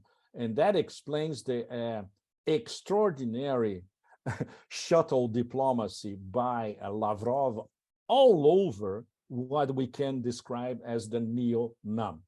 And Lavrov was always received as a rock star everywhere he went, no exceptions whatsoever. So when we look at all these acronyms, this acronym salad, in fact, and the way they are interacting and integrating, we see the possible pathway towards a multipolar world. And Michael is arguably the #1 explainer of the whole process. Why is it happening and what multipolarity plans to achieve? So I offer this to all of you as a sort of introduction to where we could go, considering the absolutely incandescent situation that we are now at the moment. But for the first time in I would say, postmodern history, we have a way out. And it's up to all of us to make this happen. Thank you very much, Pepe. That was really great, explaining the emerging alternative bloc, and which sounds like it will be one of trade, development, and growth. And I'll come back to some questions specifically about I guess some of the interlinkages there within that bloc, which is covering Eurasia, Africa, and other countries in the world. But first, I'd like to go to Michael, and whose, I think, economic analysis underlies, explains why the world is splitting into these two blocks. And in the Destiny of Civilization, Michael explains that there's an underlying conflict of economic systems. And Michael's touched upon it briefly in his talk, but I was wondering if Michael, you could elaborate on the differing economic philosophies underlying the two camps, the emerging Eurasian multipolar camp, and then the US-centered camp, maybe touching upon how that arose and what are the real economic effects of the differing philosophies. Well, I'm not sure that bombing another country and having a color revolution is a philosophy. But the point that Pepe and I have made and Radhika made are so obvious that you'd think that there'd be some discussion of this and recognition of this in the United States and in Europe. But there's no discussion of this at all. In the United States, every day we read in the New York Times and the Washington Post and the Wall Street Journal how Ukraine is beating Russia. Ukraine is destroying the Russian army. And the mop-up is going to just finish. And by the end of this year, Ukraine will have defeated Russia and it will withdraw. That's a fantasy. The similar way is the United States said, well, everything that Pepe has described is just a fantasy and we can block it. So since Pepe's just been describing the way forward, I think I should describe the way backward. Because that's the plan that the United States has. And it's obviously trying to say there is such a thing as an empire of the whole world. There is such a thing as one country dominating others. And my book, Super Imperialism, explained how the United States thought that it was going to create a global empire and what it's trying to do to prevent everything that Pepe's just been describing from taking place. Well, the first kind of empire that has been created throughout history has been military. You conquer a country, you occupy it with your own troops, you put in your own people's leaders to overlayer the domestic population, much like the Norman conquest of England brought the French Normans in place with a layer of ruling class, or much like the United States installed client oligarchies in Latin America, especially Argentina, as Pepe's pointed out. But America can't have a military empire anymore, as we've described, because it doesn't have any military power to do it. It is relying entirely on being able to hire mercenary armies or foreign armies like Ukraine. Well, the second way to create an imperial power was economic power. And that is how America emerged from World War I when it insisted that the Allies had to pay America for the arms that it had supplied before America's entry into the war. And that made the Allies turn on Germany to pay reparations so they could pay their inter-allied debts to the United States. And the United States ended up bankrupting Europe, causing a depression that led to Europe's gold flowing to America in the 1930s. And after World War II, Europe was devastated. And once again, the United States was in a position not only to supply the arms and was in a military position over Europe, comparable to Russia's military position over Central Europe and its sphere, but the United States was able to supply money. And by the time the Korean War broke out, by 1950-51, 75% of the world's gold supply was in the United States. So the United States, by organizing the International Monetary Fund and the World Bank to promote American interests with the economic philosophy that countries should not base their diplomacy on national security. They should not try to be independent and produce their own food. They must depend on American agriculture for food. And they should not support family farming. And they should fight against land reforms throughout Latin America, which is why the United States overthrew the Guatemalan government in 1953 and imposed an oligarchy, and did the same throughout all of Latin America. Paris Jimenez in Venezuela, a coup to overthrow Kubitschek in Brazil, the coups throughout those countries. Other countries were dependent on the United States financially, and through the dollar standard, through finance became the new form of imperial warfare, to control countries financially instead of by a military army. But now the United States seems to have run out of money. The Vietnam War forced and military spending forced America off gold in 1971, and gold had been the way in which it was controlling other countries. You have a situation now where the United States seems to have lost its economic power. It's the United States government itself is the largest international debtor, and there is no way in which the United States can pay the money that it owes foreign central banks for their dollar holdings. How can the United States cope with this? What is the road backward going to look like? Well, America can simply say, well, we're not going to let you use your dollars to buy major American companies because national security grounds mean that you cannot be independent. We can be independent of you, but you cannot take over our industry. We forced Latin America and the rest of the world to sell off their oil and their mines and their public infrastructure and their railroads and their water systems to America.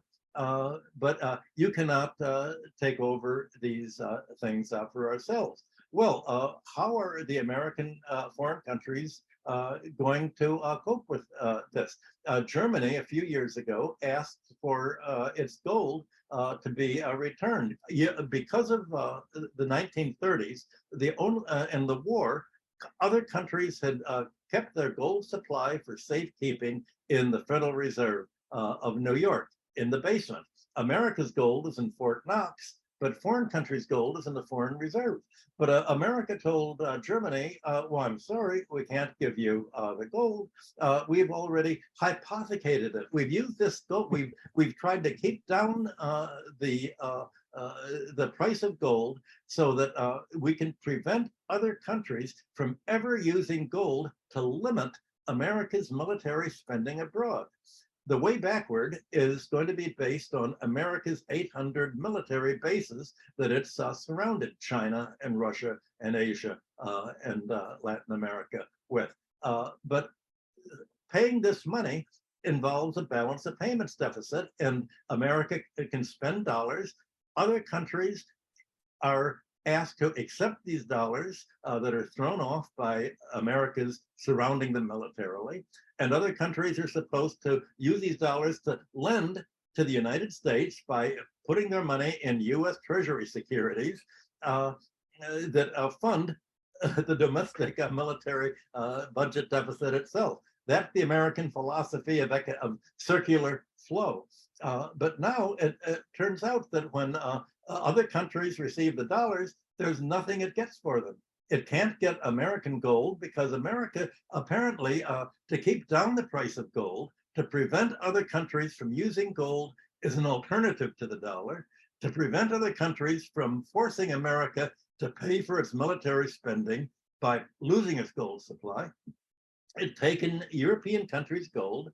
It's lent the ownership to private gold dealers to sell to private gold buyers, and the European gold is no longer European gold. It's been all sold off. It's the equivalent of empty. So not only has America just grabbed all of Russia's international reserves that are held in the West, its bank reserves, its financial holdings, its bond holdings, but in effect, it's done the same to Europe and Asian countries. If they've decided to leave their gold in the West, America can say, I'm sorry, it's not there. Venezuela's gold was just seized by the Bank of England and turned over to a leader elected by the United States CIA. That deprived Venezuela of using its gold to import medicines and to import basic things. So the United States has lost its military power. It has no financial power. It is a paper tiger financially as well as militarily.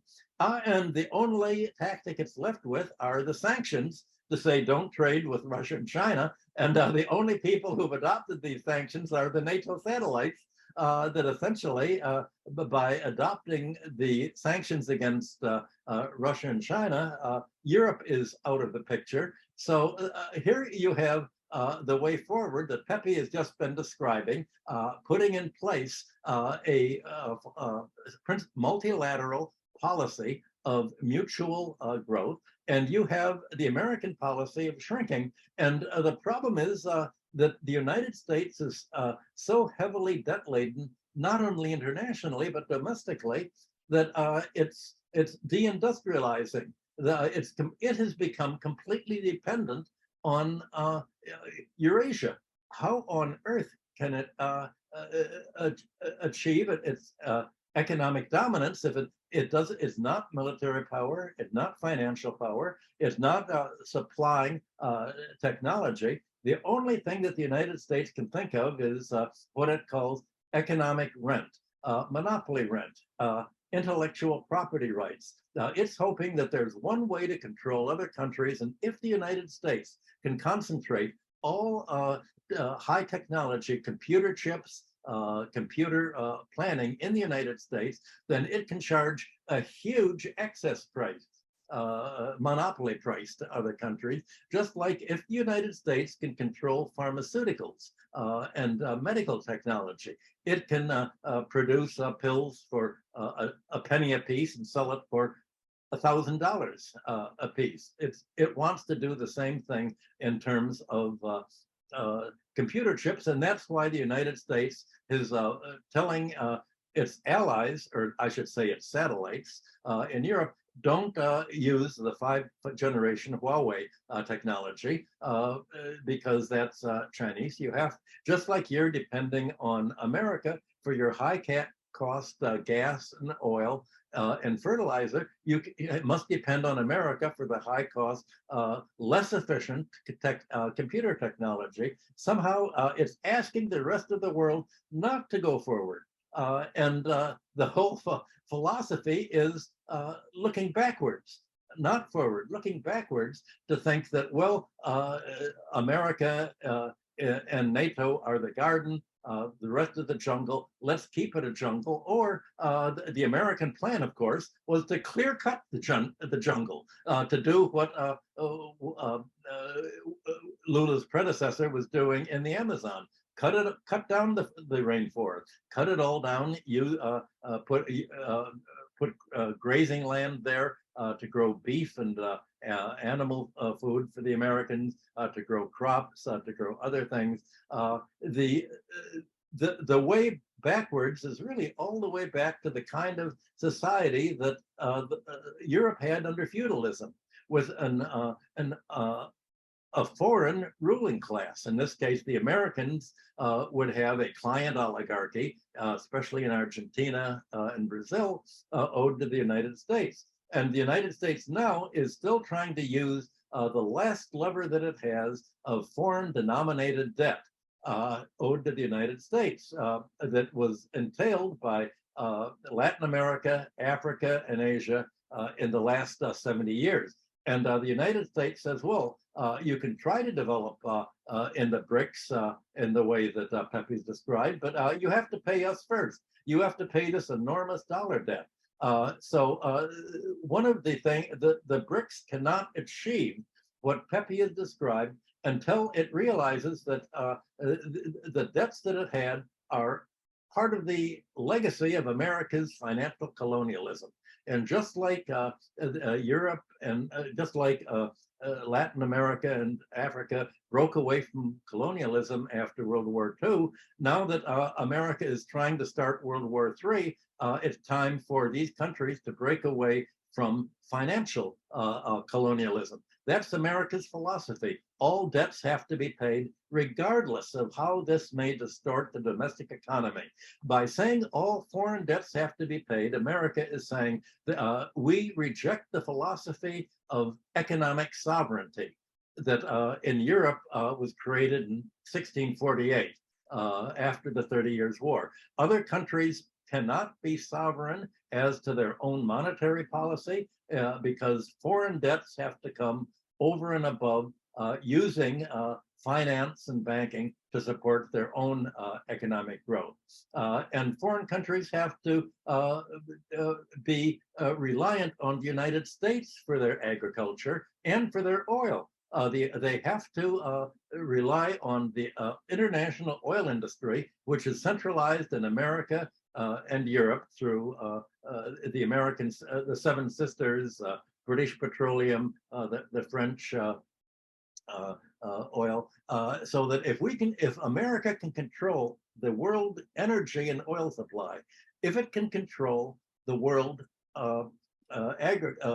food supply by blocking food exports from Russia and Ukraine, by blocking energy export, then it will have other countries by the throat. That's the American philosophy, that it feels very insecure if it cannot control other countries. So for America, shifting to looking at world trade in terms of national security means other countries giving up their national security to become dependent on the United States. These are the two philosophies that are facing the world. Either the world is under their own government control or under American control. Well, President Biden again and again has said, this is the contrast between democracy and autocracy. He's defining America as a democracy, meaning America has the democratic right to overthrow other countries, to have the color revolution, to install Nazism in the Ukraine, to overthrow, to put sanctions on other countries. If you look back in time, I just published another book, The Collapse of Antiquity. Throughout history, democracies have not been very good at promoting promoting economic growth.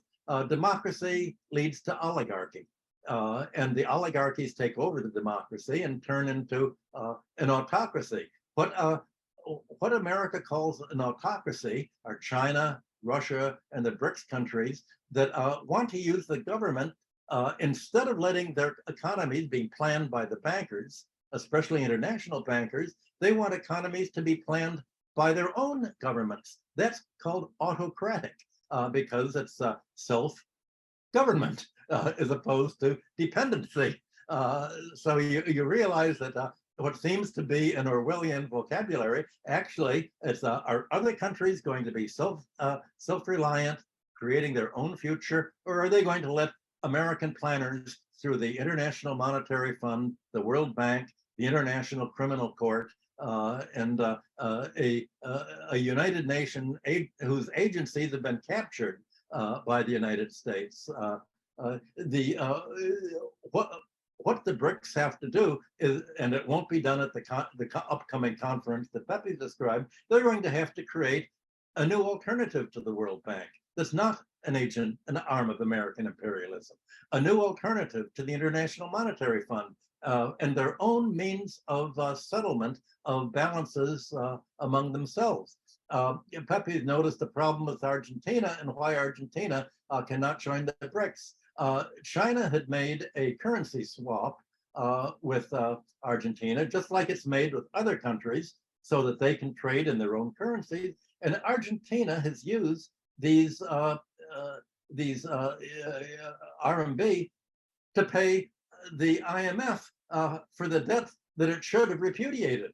And the fact is that for much of the global South, in trying to join the BRICS, this will entail a revolution.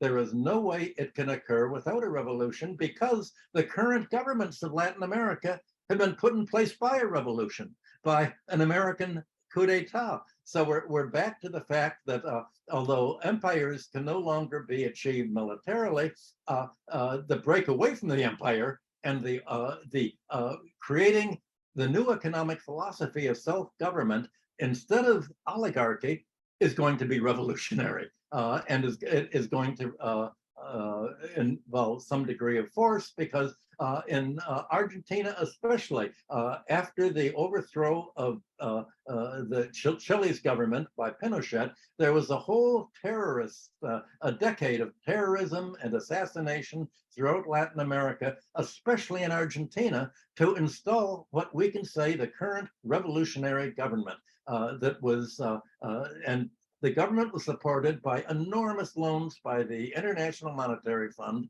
not to develop Argentina, but to underdevelop it, to finance its dependency, to create a client oligarchy that would prevent Argentina from joining the emerging BRICS and Belt and Road and the other parts that Pepe's described. This is the road backward. And I think it's important to understand the road backward and why, how the United States, which has nothing left, is going to try to cope with the world. And my belief is the only country that area of the world that it'll continue to control is Europe, which is not even permitted to become American states and be represented in the American Congress and Senate. The rest of the world economically will survive, but it is going to involve some degree of violence as Latin America and Africa try to join the BRICS. What do you think, Pepe? Couldn't agree more, Michael. That's it. You put it in 15 minutes. It's all there. Well, now we can see what other. There's nothing you would like to add, Pepe, to Michael's? Look, we could add a lot of detail, of course, but I'm deeply worried by divisions and dissent inside this multilateral organizations, especially BRICS. I had some serious discussions about that with Russians and Italians. The Italians, obviously, academics, dissident, but extremely well informed, and in Russia, basically economists and financial analysts, and people who know, especially the relationship between the RIC, Russia, India, China. It's very complicated because essentially Russia is in the middleman position. And in terms of Putin, Xi, and Modi, Putin tries always to act as a bridge between Modi and Xi. And at their level, the levels of ministerial levels of all of them. But the Indian establishment and many of Modi's party, which is basically a Hindu nationalist party, they simply don't understand that there's enough space for both India and China in building the multipolar world. It's a neither-or situation. And because Pakistan is an ally of China, from the point of view of Indian intelligence and security establishment, this is it's a no-no. So China supports our lethal enemy. So then we cannot have a full dialogue with China. And this is bullshit. It's possible. They don't want it, simply. And obviously, there are many other psychological factors, recent historical factors, the fact that a lot of even this new elite or establishment has an enormous inferiority complex vis-a-vis the Brits. They haven't solved their Raj psychological problems. So from a Russian point of view, to be in the middle of all that, it's very complicated. But as you know, the Russians have arguably the best diplomatic corps on the planet, and they try hard, and it's possible. But if you don't solve these internal BRICS and SCO problems, or that matter first, it's going to be very hard to organize this interconnectivity of multilateral plurinational organizations. The roadmap, like now, this train has left the station already, but people are still trying to find their seat. You know, some people, oh, they're going to throw us out of the train any minute. So it's a very complicated story. So I think this is and the fact that you have to unify visions that are complementary, but of course there are possible shocks between Russian oligarchs and the Chinese businessmen, for instance. They have not exactly the same vision ahead. Even if the governments are aligned, even if Putin and Xi and the ministry are aligned, doesn't mean that businessmen in Russia and China are aligned. I heard a lot of serious criticism of China in Russia, for instance. So, and the fact that the weak nodes, South Africa and Brazil, for instance, it's impossible to have more increased BRICS unification when you have such weak nodes as part of the mechanism of decisions. And if BRICS brings in hypothesis, Iran, Emirates, Turkey, Saudi Arabia, Kazakhstan, that's a very interesting shift, because the power shift within BRICS will go full Eurasia. BRICS will become basically Eurasian unifying mechanism. And these weak nodes, Brazil and South Africa, would be more marginalized in the decision process. And even if we have more from Africa or from Latin America, still there will be minor players. So these internal divisions are extremely problematic. This is something that doesn't happen. For example, in the Eurasia Economic Union, okay, Russia makes all the major decisions, but there is a consensus, you know, always. And even the smaller players like Kyrgyzstan, they are part of the decision process as well. But even within a small organization like that, there are problems. For instance, Kyrgyz immigration, undiscriminated immigration towards Russia. A lot of people in Russia completely disagree with that, but they need the Kyrgyz and the Tajiks as cheap workforce, just like Europeans need people from the Maghreb. It's cheap workforce and easily available. So if you don't solve these internal problems, it's going to be very complicated. But the key problem, once again, is the new currency, or the different ways that Eurasia Economic Union and now the BRICS, a very incipient stage, are trying to, okay, we're going to start with different payment systems. Are we going to unify our payment systems, which is something that they should have started yesterday.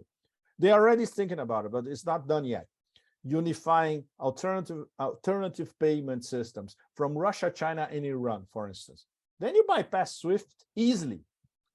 It's not done yet, but and when they tried, for a very simple example, last year in Turkey in summer, there were a lot of Russian tourists using Mir cards in Istanbul, and then the Americans, they swooped in the Turkish and told Turkish banks, stop it right now. So now the Turkish banks and Russian banks are trying to find a parallel mechanism that would be possible to use Russian Mir cards. You can use a Mir card, for instance, in Uzbekistan, very easy.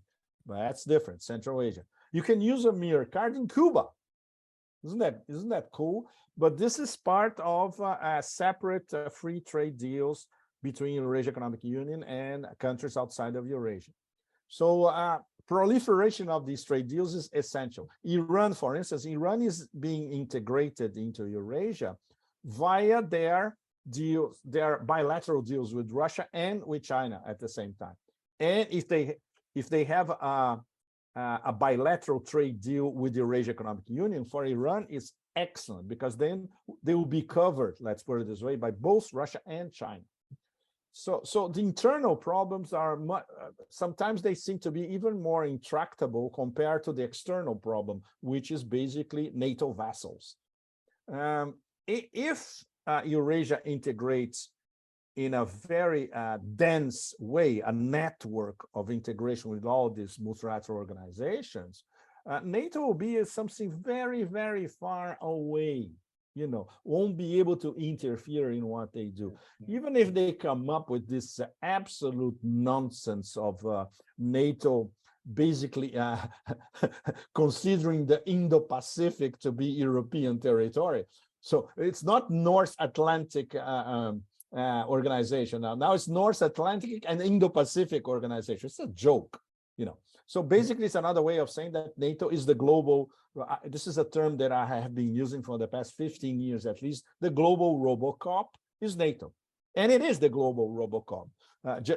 They just cannot say it out loud. But the global South, which now is being referred to correctly as the global majority, this is something that diplomats from Russia and China are using now on an everyday basis. It's the global majority. And Lukashenko from Belarus coined a beautiful new term, the global globe. Isn't that fantastic? Actually, it's the global globe. And because it's 87, 88% of the global population, which is in favor of multipolarity. And we have the 12% recalcitrants, the empire and its close Western vassals, which are being swept into, by themselves, by the way, into the dustbin of 21st century history.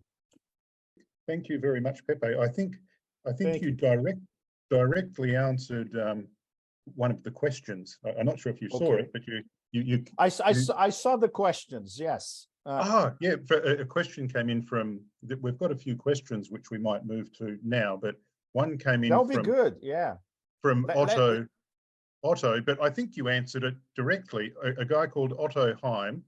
Yes, I saw that, yes. Okay, yeah. Terrific. And I think you've just answered it, and the ability of the US and its allies to undermine the emerging anti-imperialist world.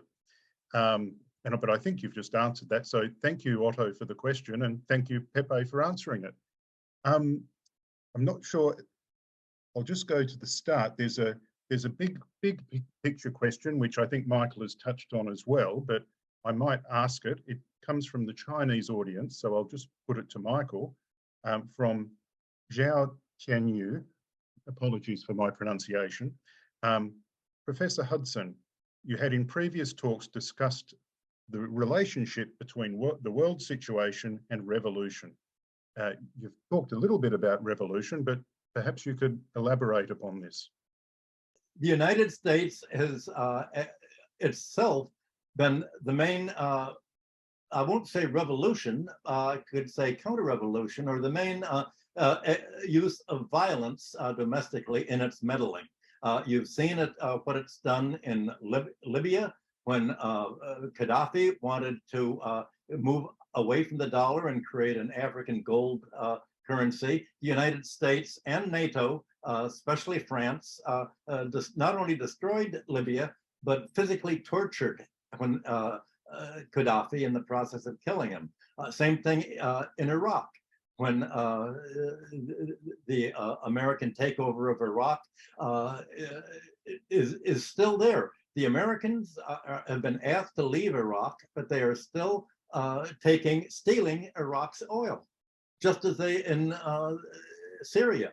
They're stealing Iraq's oil. There's no way in which you're going to be able to overthrow the Argentinian and Latin American governments that came to power by subversive coup d'etat without a similar revolution.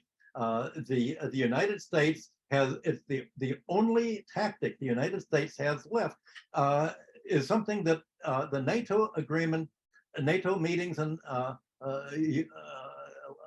last week and Americans agreed on. Democracy is fascism. Democracy is Nazism. You cannot have an American style philosophy, a democracy, unless you're willing to assassinate all political threats to this, just like the Americans killed President Kennedy, just like they've killed leaders throughout Latin America, just like they killed Allende in Chile, on the theory that just because if a country votes against democracy for a socialist, then of course they have to be killed. It is going to come into a kind of a street fight. Well, the problem is that this is domestic military fighting, domestic revolutionary violence.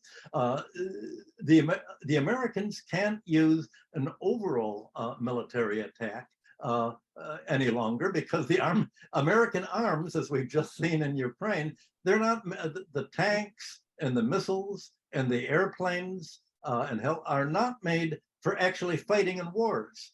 They're made to employ American labor and make enormous profits for the military industrial complex to sell to foreign countries to absorb the dollars that they've received from selling their oil and raw materials and other goods to the United States. So it's like in America, there's a market for rare wines, 50-year-old wines that age very well. And many of these wines, when they're 50 years old, they turn a little bit to vinegar. They're not wines for drinking. They're wines for trading. That same thing with America's military arms. They're not arms for fighting. They're arms for trading to other countries as a kind of trophies to parade with. But war is not a parade. That's the problem. So you won't have a revolution in the sense of what you had, the fighting in Vietnam in the 60s. But what you will have is domestic police states. America says you cannot have a democracy without a police state. And the police state has to do domestically what it did in Guatemala, what it did in other Latin American countries. You have to, if you're not willing to assassinate the labor leaders like you did in Chile, if you're not willing to close down every economics department in the country that does not teach neoliberal Chicago school monetarism, as they did in Chile, if you're not willing to kill all the socialist leaders, as they did in Chile, then you can't have democracy American style. If you're not willing to do what Zelensky did in Ukraine, if you're not willing to ban all political opposition parties that want to be independent, if you're not willing to assassinate all potential leaders against the United States, then you're not going to have American-style democracy. So it's quite likely, since the police of these countries have been put in place by their client oligarchies, you may need a domestic alternative. You may need international support for this revolution. In other words, we're way back to the situation that Russia found itself in after the 1917 revolution. And that already President Xi of China made a proposal in a speech a week ago, saying that China thinks that there should be political parties throughout the BRICS, throughout all of its allies, to represent the kind of world that China's sponsoring. So far, there's no ideology for these parties. There's nothing like the Comintern, the Communist International, that at least had a very explicit ideology. The BRICS have to have their own economic model and their own economic statistics and their own kind of, we won't call it the Peace Corps. They could call it the Peace Corps, but it will be a Peace Corps that's militarized with the responsibility to protect its allies from domestic oligarchies, until finally you will drive out the Argentinian oligarchy, the Brazilian oligarchy, and the others, because they are incompatible with the way forward. We're talking about really the ending of post-feudalism, the ending of imperialism, the ending of colonialism throughout the global globe. And it's going to entail some degree of physical fighting as the existing vested interests don't want to give up without a fight. And the funny thing is that exploiters who are grabbing society without playing a productive role, they're willing to use violence. So far, the people who are actually being exploited have been much less willing throughout history to use violence. But now they have to use violence in self-defense, because all that America has left is color revolutions, assassinations, and meddling by the kind of political violence that it's been using for the last half century in Latin America and other countries. You actually, one of the points you raised, it's drawn me to some questions from Simon Heim. And you've kind of answered it, but well, no, you didn't directly answer it. So I'm going to ask the question. You've mentioned that American weapons are built for selling, not for fighting with. One of the questions that Simon has is, has neoliberal deindustrialization also affected the US arms industry? Well, 50 years ago, my friend Seymour Melman coined the term Pentagon capitalism. The way Pentagon capitalism means the way that military firms have economic contracts with the United States government. How do you make a market in tanks and in submarines and battleships and airplanes? The U.S. government said, well, it's cost plus. You will, whatever it costs you to make the F-16 plane or the other, we will reimburse you for the cost of production and give you a 10% profit on it. Well, what this means is that if you're Raytheon or another company, you want to make your arms as expensive as possible. In America, there was a scandal over the fact that they charge $500 for a toilet seat. Got to be very lightweight toilet seat and all that. There's no kind of market competition. Pentagon capitalism means you design the F-16 and the aircraft to be the most expensive, highest cost aircraft that you can make, regardless of its military fighting power. Again, it's the objective is to make as expensive a trophy as possible to sell to Saudi Arabia and the Arab countries and countries in the Germany and countries that are running a trade surplus, providing dollars with them to expend on these arms as a way to maintaining balance. So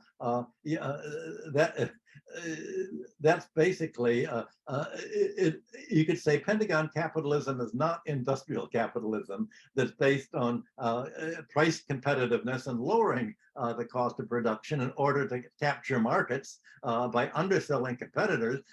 You want just the opposite. You want to maximize costs of production, not minimize them. Okay, thank you. And Simon's Heim's got another couple of questions, and I've just realised that he has the same surname as Otto Heim. So I'm assuming we've got two brothers asking, or two relatives asking questions. But maybe for Pepe, and I think we've probably answered this, but I'll ask it again. Does the pressure to expand BRICS and other Eurasian organisation come from inside the organisation or from outsiders wanting to join? Or maybe it's both. Pepe. No, there's no pressure. There's enormous interest by nations from across the global south, global majority, global globe. So we have people calling the BRICS Secretariat every day, representing Argentina, Iran, Algeria, Turkey, Kazakhstan, Emirates, etc. We want to be part, Saudi Arabia, we want to be part of your club. Because they obviously realized, in fact, since, I would say, February last year, when the Americans launched those absolutely devastating sanctions against Russia, followed by the European vassals, and actually confiscated over $300 billion of Russian assets. Everyone in the world with a, let's say, even a clone of a brain understood what that meant. So if we can do this with a nuclear superpower, we can do this to you, to anybody. So obviously everybody got the message, from MBS in Saudi Arabia to Sisi in Egypt. The thing is, like Michael explained once again perfectly, economic financial ties with the international financial system, which is basically controlled by a bunch of gangsters. How you're going to get rid of it? This is the key issue. You cannot, obviously, number one issue is you cannot think about multipolarity while you're trading with the currency established by the hegemon, which is basically worth nothing. But there's also another thing. The international financial system is basically controlled by a bunch of banking gangsters who are part of or are intimately linked to or in fact control the hegemon. So, and then we're talking about BlackRock, for instance. We're talking about Vanguard, which is also an actionary of BlackRock, and we know who BlackRock controls, but we don't know how Vanguard controls BlackRock. What are the names? And Michael, correct me if I'm wrong. We don't know the breakdown of Vanguard shareholders, so we don't know who are the names, families, corporations, etc., who actually control BlackRock and zillions of corporations around the Atlanticist sphere. So if we don't have this battle in place, you know, we already lost even before we began, because this is the key issue. Who controls the economy? Who controls finance? Who controls the international economic financial system? The fight is against these guys. States compared to these guys are details. And even the US compared to these guys, the US is basically a vehicle for these guys. Okay, we know some of them are part of the Great Reset, which is basically a Rockefeller invention. When the Rockefeller controlled Maurice Strong, and then Klaus Schwab, which is basically an asset promoted to this role of Dr. Evil as the head of the World Economic Forum. A horrible version of Dr. Evil at least had sense of humor. Klaus Schwab is worse than a robo, right? So, and these guys dictate rules for the whole planet. They publish books detailing their rules, and they assume that people, once they read the book and listen, they have to implement these rules, because this was decided by a sort of, I would say, a cheap knockoff of a Platonic, a self-elected Platonic elite that argues that they have the right, a God-given right to rule the world and depopulate the world and turn everybody into you want nothing but you will like it, that kind of a nonsense. And this is very serious because it's announced at Davos, it's announced at other spin-offs of Davos, it's on the front pages of mainstream media in the Anglosphere and in the major newspapers in Europe.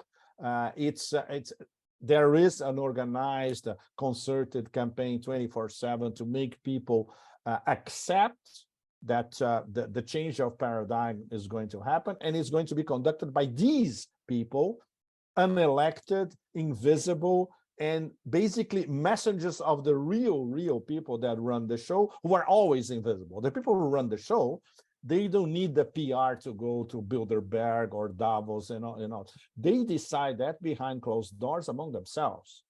And this is not a conspiracy theory. This is how the world actually is being run. And of course, these people are completely protected from everything, especially because they are invisible, just like those invisible shareholders of Vanguard, you know.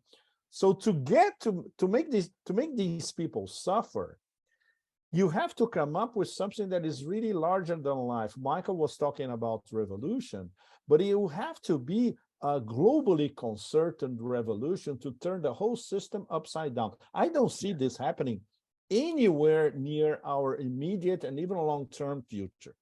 It's easier for us to be hit by an asteroid than this happening soon or in the near or even long-term future.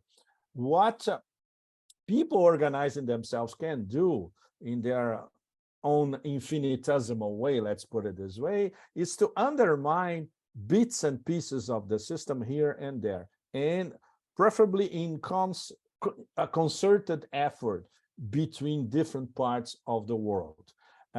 So if we have a different, the Chinese example, let's say, of how to invest in sustainable development, the Chinese themselves tell the rest of the world, don't copy our model, be inspired by different facets of our model and use it for your own sustainable development goals. So these examples are very, very useful. And the way economists and academics are trying to talk among themselves about, okay, how are we going to get to this new multilateral or world or incipient new reserve currency? There are so many different ways to get at it. It doesn't have to be only the BRICS way or the Eurasian Economic Union way. We can have a concerted effort, and we can have independent economists and analysts from all over the world brainstorming on how to get there. And this is one of the things that are lacking at the moment. I would say some sort of let's put it this way: popular think tanks all over the world, interconnected and working together, trying to find practical solutions for bypassing the international finance system, creating an alternative currency, or in practical cases, unifying alternative payment systems, which is something that the Russians, the Chinese, and the Iranians are working on already. So it's possible. The umbrella concept is another world is possible, which is something that was much discussed in the beginning of the 2000s, parallel to the beginning of the War on Terror. And then the concept disappeared. But basically, the concept of another world is possible, which is the absolute opposite of there is no alternative, TINA. TINA, like Michael explained brilliantly, is the past. Another world is possible is now and the future. So the problem is to get all the players together, different languages, lost. We all know the problems, lost in translation, different languages, how to adapt to, how to understand other cultures and think in terms of taking into consideration other cultures. So this means that the other is much more important than any subject. You have to understand the other. If you understand the other, you can collaborate with the other. Otherwise, like the hegemon does, the hegemon not only does not understand the other, but he dismisses the other as a barbarian. So obviously there is no dialogue between the hegemonic power and this jungle of barbarians. So it's now time for the jungle to get together, like a new Noah's Ark of all those animals in the jungle getting together. And it's not because they want to overthrow the hegemonic tyrant. It's not that. It's just by organizing themselves, they're going to show to the hegemonic tyrant, look, there is another world. Another world is possible. And we don't need you to dictate the rules to the way all of us live. Thank you, Pepe. And Michael, we've got a question from Ivy Song in China. Professor Hudson, how do you look at Henry Kissinger's visit to China? What do you think his strategic objective is for the visit? Well, Kissinger for years, just like Brzezinski, had said that the centerpiece of American strategy should be to prevent Russia and China from coming together. And that was a centerpiece of American planning all along. And the irony is that the United States that has driven Russia and China together, just like it's driving all of the rest of the world together. So it's very funny. The US and NATO West says there's no alternative, but they actually believe this. It's one thing to tell other countries it's not going to work, there's no alternative, but you'd think they'd have somebody in their own think tank with plan B, saying, well, if there is another alternative, what's it going to look like? I don't think they're listening to what Pepe and I are saying when they really believe there's no alternative and are fighting against it as well as they can. But when it comes, Pepe's right. You need an international think tank. I think that's what Global University is trying to do, being a think tank. I think the Chinese Academy of Social Sciences is trying to be a think tank. But what the think tanks really need is a staff of technicians who will make an alternative to gross national product analysis, the real economy analysis. How do you make a picture of China's economy, Russia's economy, and all of their allies' economy that treats the finance, insurance, and real estate sector of finance capitalism as overhead, not as part of the product? The Americans create the financial charges as actually producing a product.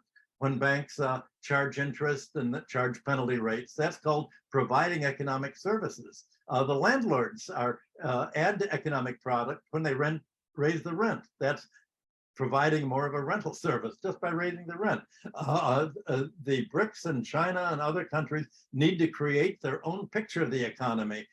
That's not an ideological, that is better than an ideological list of how we're going to be different. You want to actually show, here is how economies really work, not the way that the West say that economies really work. They need a think tank, sort of like the Brookings Institution was in the 1930s, when it produced studies of America's capacity to produce and to consume before it became a propaganda arm of NATO and the neocons. Just like the neocons have put a lot of money into propagandizing the way they draw a picture of the world, the BRICS and the others need their think tanks. And yes, this has to be created, and who's going to solve them, and where will it be located, and can people work out of the office, internationally? Do they all have to come together?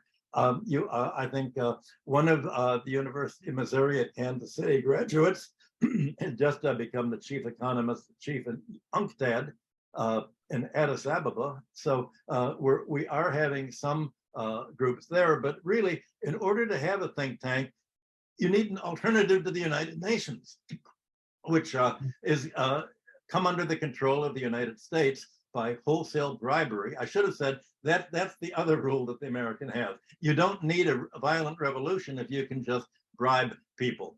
I got a call from a former Treasury official yesterday, a phone call, just talking about how the United States has bribed foreign officials in order to buy their pro-American control. You need a think tank of economists that are not going to win the Nobel Economics Prize because for free market economics, but real economists talking about reality economics with reality statistics, talking about showing how what is really happening with domestic economies and in the world economy. That's going to take a while to put together. But once you put together that alternative picture of how economies really work, you don't need slogans. You don't need principles. The principles are embodied in the empirical statistical picture. And you can say, here is the damage that the neoliberal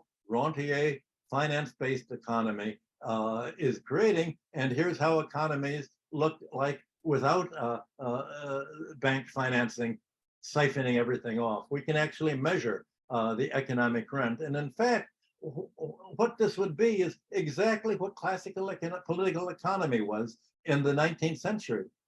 In the way from Adam Smith through Ricardo, through John Stuart Mill, through Marx, through Alfred Marshall, the whole of classical free market economy was to isolate unearned income, to isolate economic rent, to say, we don't need this. And if you can show who's getting it, then you know what windows to close to make a truly free market economy, a market free from parasites, free from financial rentiers, free from landlords. That's exactly what you need. Thank you, Michael. Okay, one for Pepe. This one's from Fernando Castor.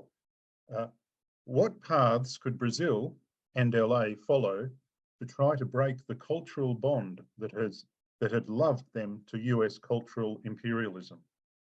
Basically, I know, but well, I was born in Brazil, so it's part of my past a long time ago. But I remember very well the elites. I grew up among them. So if you don't get rid of those rapacious elites all across Latin America, it's absolutely impossible. These are among the worst comprador elites on the planet. Okay, there are some others who are as bad as them. Egypt, Indonesia, Malaysia, you know, parts of Asia, everywhere, all across Africa. But these ones in Latin America, well, especially the Brazilians and the Argentinians, they are in a class by themselves, you know.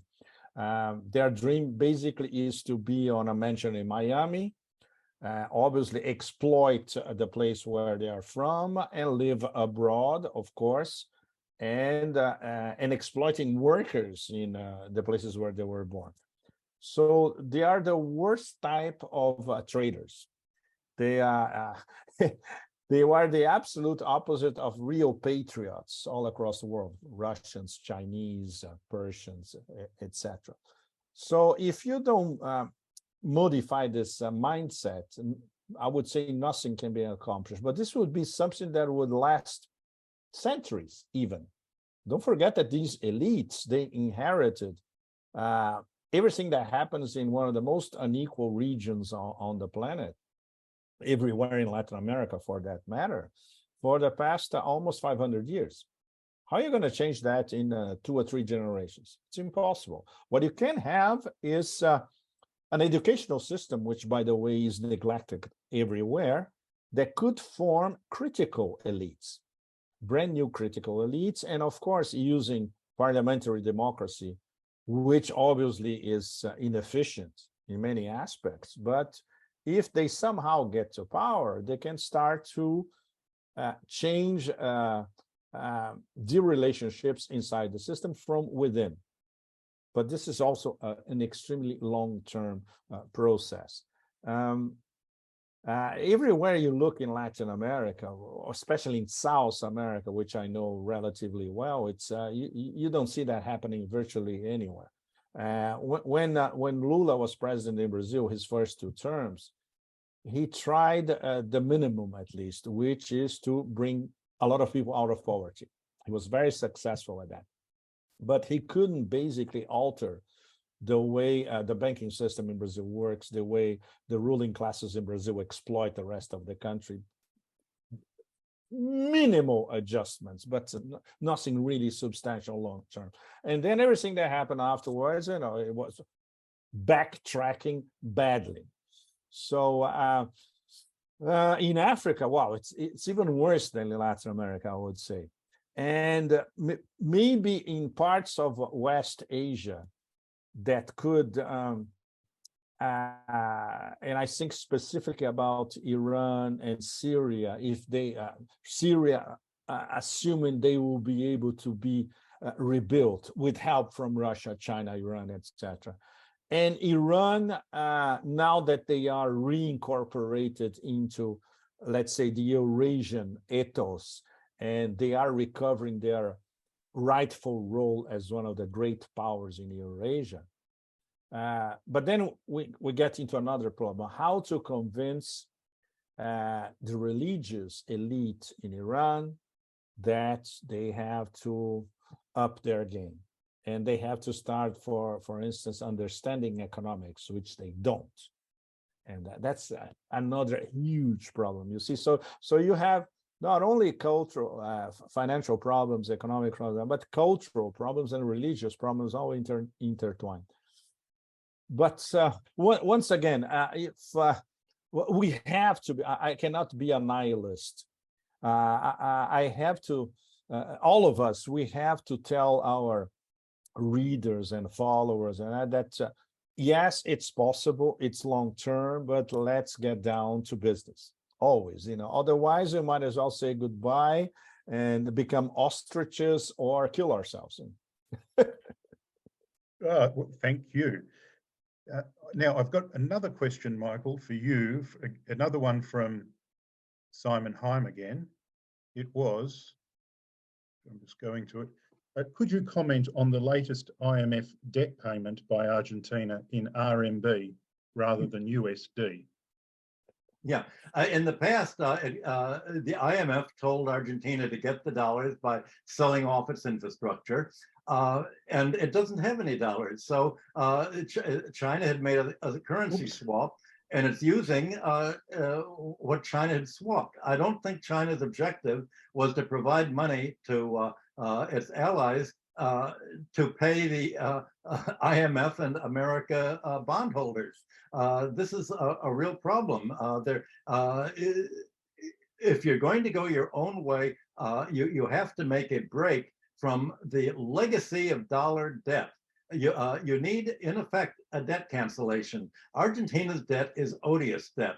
The IMF staff said this money was lent to IMF to support a vicious, brutal military dictatorship. There's no way Argentina can pay. This is an odious debt. The IMF staff resigned, and the IMF promised no more Argentinas, and yet it has another Argentina again and again and again. The Americans installed a client dictator that said, one of the characteristics of any state is the ability to create its own currency.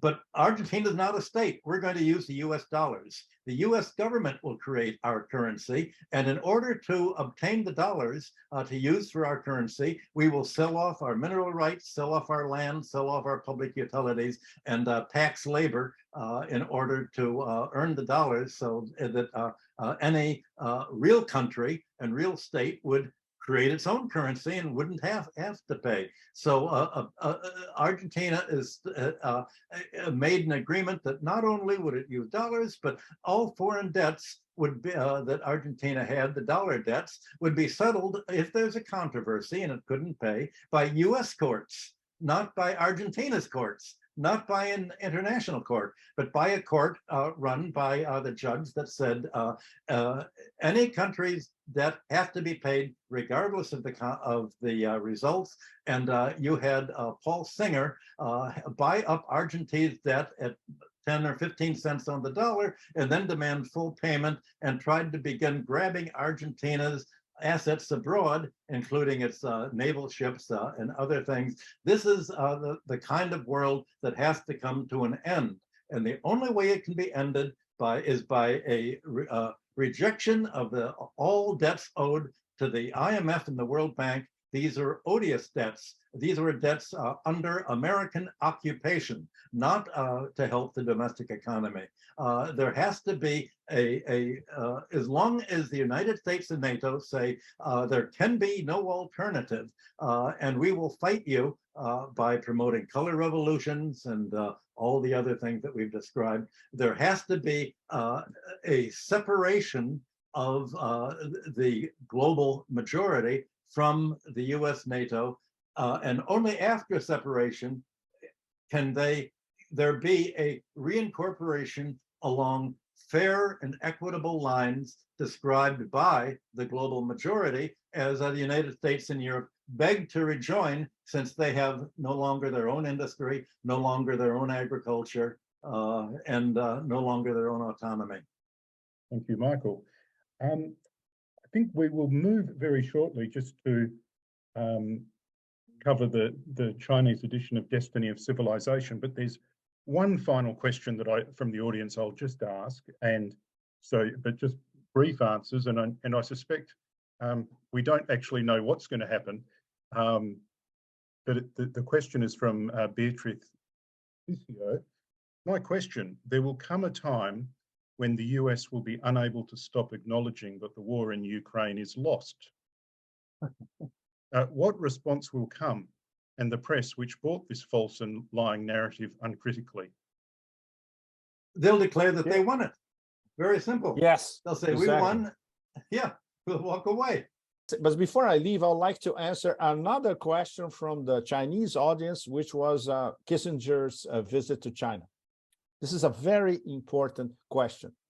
And it dovetails to the previous question as well, which is the hegemon walking away from the mess in Ukraine. I think it's all interlinked. And I'm going to try to tell you why briefly in less than 7 minutes.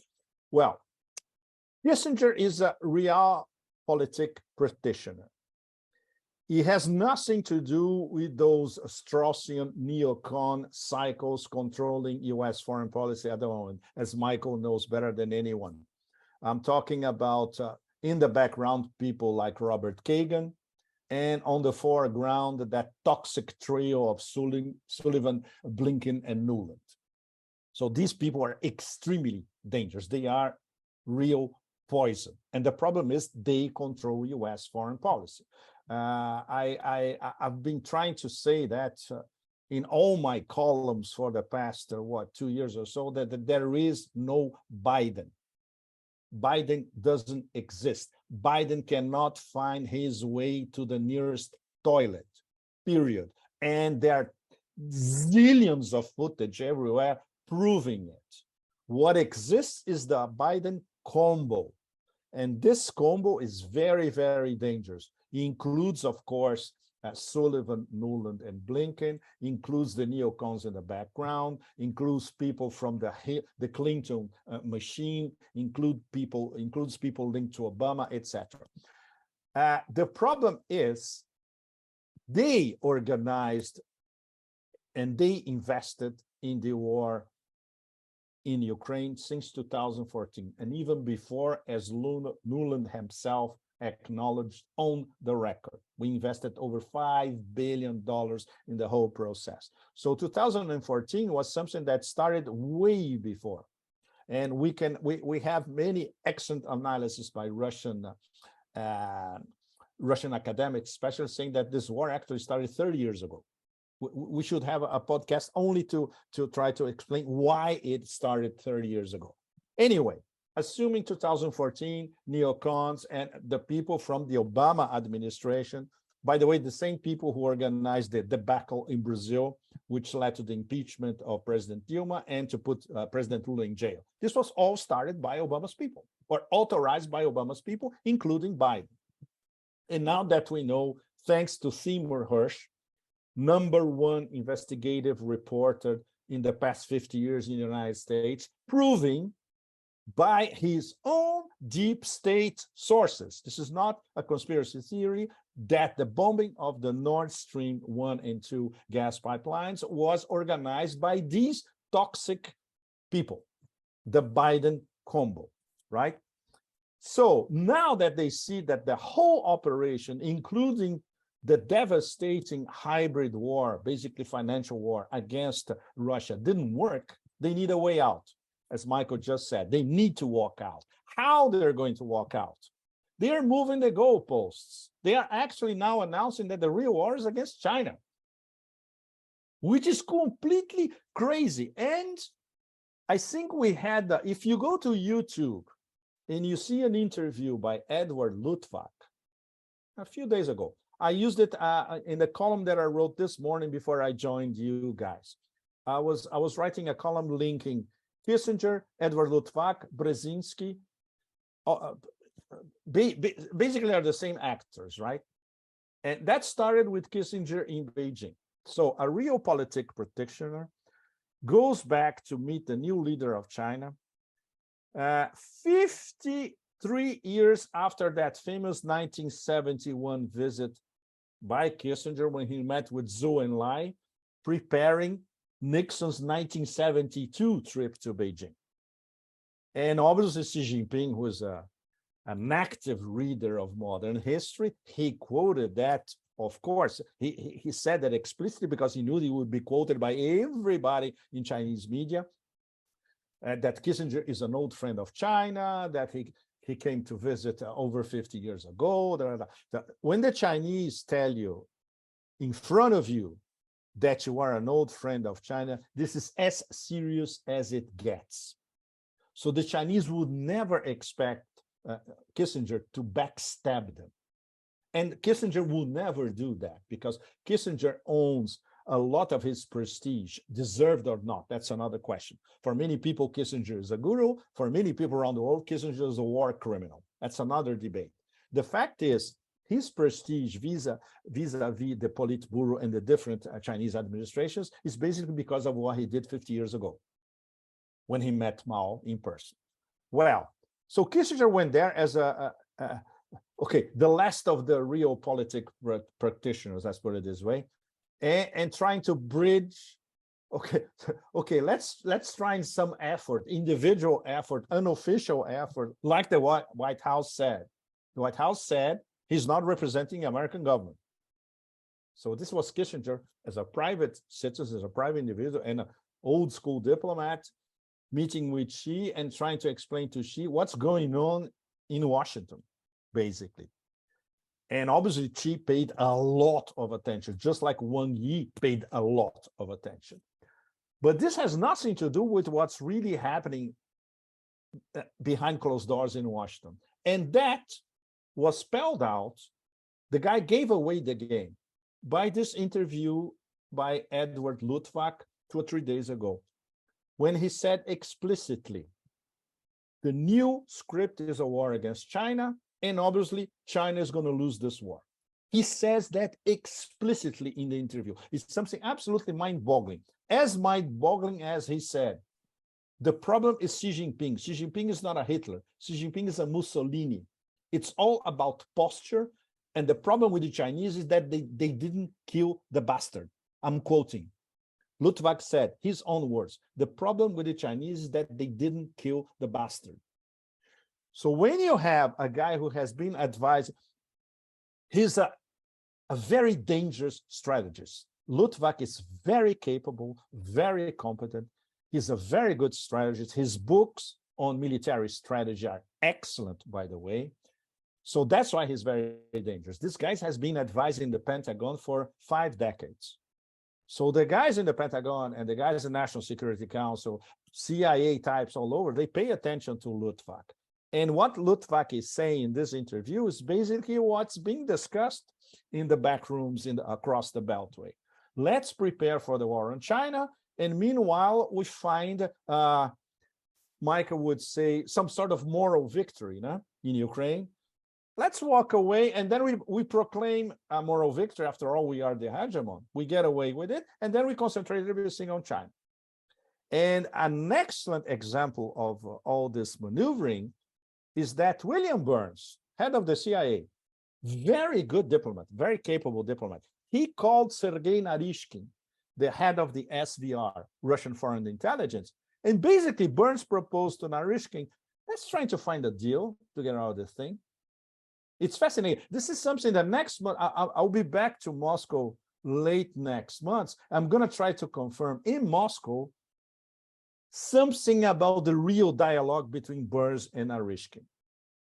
So when we have the full picture of why Burns called Narishkin and what Narishkin told Burns, we're going to have more or less the full picture of how the Americans plan to extract themselves from this war to concentrate on the war on China, as admitted, in your face by Luttwak in this interview.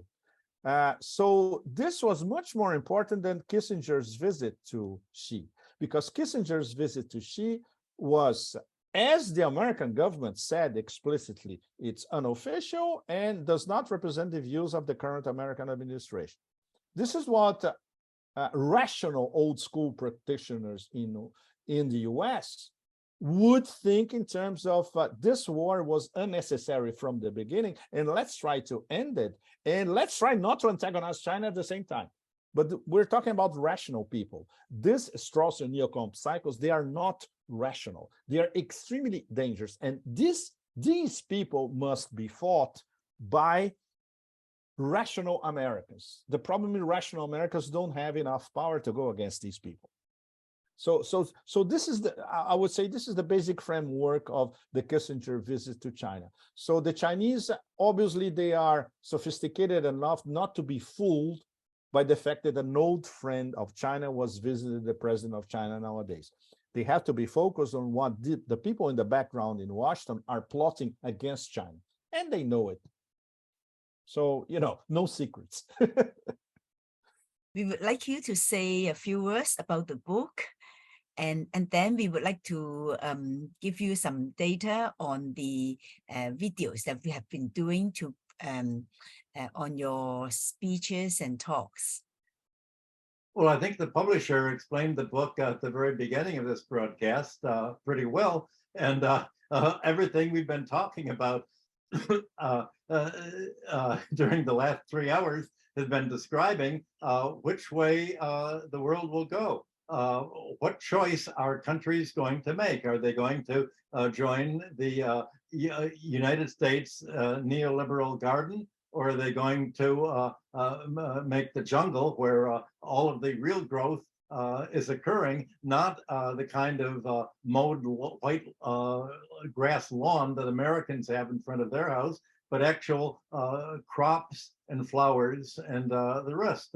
I'm trying to explain how what the West is today is not the industrial capitalism that made it wealthy and productive in the 19th and early 20th century. The West has turned into a neo-feudal finance capitalism that is predatory and destructive, and it's destroyed the American and European economies themselves by financializing them, and by what Margaret Thatcher did to England, followed by Tony Blair and the light touch of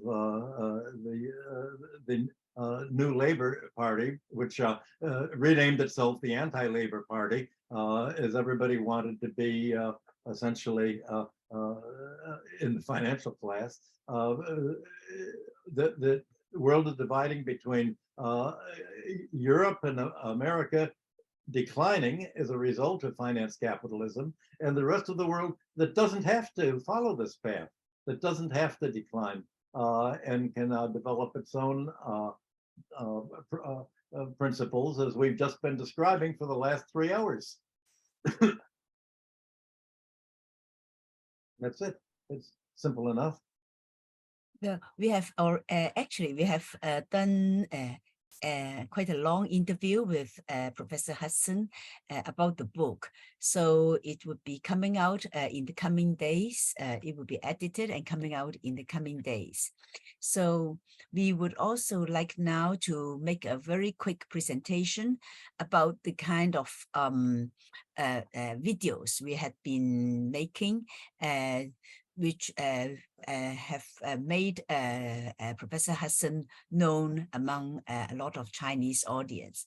So Ivy, please turn on your camera and do the share screen. So good evening, everyone. I am Song Wei, the editor of the Alternative Perspective program. It has been 2 years since our program started. So I would like to take this occasion to thank Professor Hudson for the wonderful content he has brought to our viewers over the past 2 years, and also Professor Jianzhi, Dr. Yan Xiaohui, and Ashley for the organizing and planning, as well as the special thank you to the thousands of volunteers who help us the translation, subtitle proofreading, and also Chinese dubbing. So starting from the release of the first video of Professor Hudson's speech on August 24th, 2021 until July 7th of this year, the total number of the views of Professor Hudson's video on Bilibili was 8.52 million. In 2021, the total view is 1.68 million. Among them, the de-dollarized series was a whopping 880,000. The views for 2022 is 3.19 million. Of those, We Are the 99% reached 500,000 views. And this year, till July the 7th, the total number of views is 3.64 million, which means that the first half of this year has already had more views than the last year. Among them, the Destructing GDP had 730,000 views. The real estate debt issue had 660,000 views. The US bank crisis had 450,000 views, and the Yellen series had 350,000 views. Next week, starting from next week, we'll have an introductory series of Professor Hudson's new book, The Destiny of Civilization, and we welcome you to watch them. Thank you. Thank you. And Ivy is one of the two translators of the book Destiny of Civilization into Chinese. And she's also the editor for the videos that we have. So we will be sending you the links to the YouTube chat where we have uploaded these videos. And so these videos are with both Chinese and English subtitles. So, so the publisher has already printed the books. They are already on sale, and some of our audience were telling us they have already placed orders. So we hope that there would be more understanding of the views that have been expressed tonight by Professor Hudson, and that there would be and we will be also publishing more books of Professor Hudson in Chinese. So this is the first one on the Global South Thought series. Why we call it the South? This is the being critical of the Eurocentric and the Northern views. So we are very happy that Professor Hudson's book is the first of this series. Those that are coming will be super imperialism, and also along with J for junk economics, the bubble and beyond, and also other books by Professor Hudson. In this series, we are also going to have Sami Amin's 2 books on the Global South, Wallerstein's books on the 500 commentaries. And we are also going to have several books written by our authors on Venezuela today, and also on Brazil today. So, so I hope you will all be enjoying reading these books, and also coming for more exchanges with the Global University. So we thank again to Professor Hudson today for his always brilliant talk.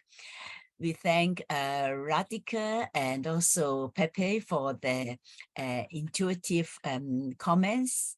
And we also give a special thanks to Ashley Damon for his always very gentle but very persistent ways of looking at the test, and also trying to present the arguments in a convincing way. So thanks again to Ashley.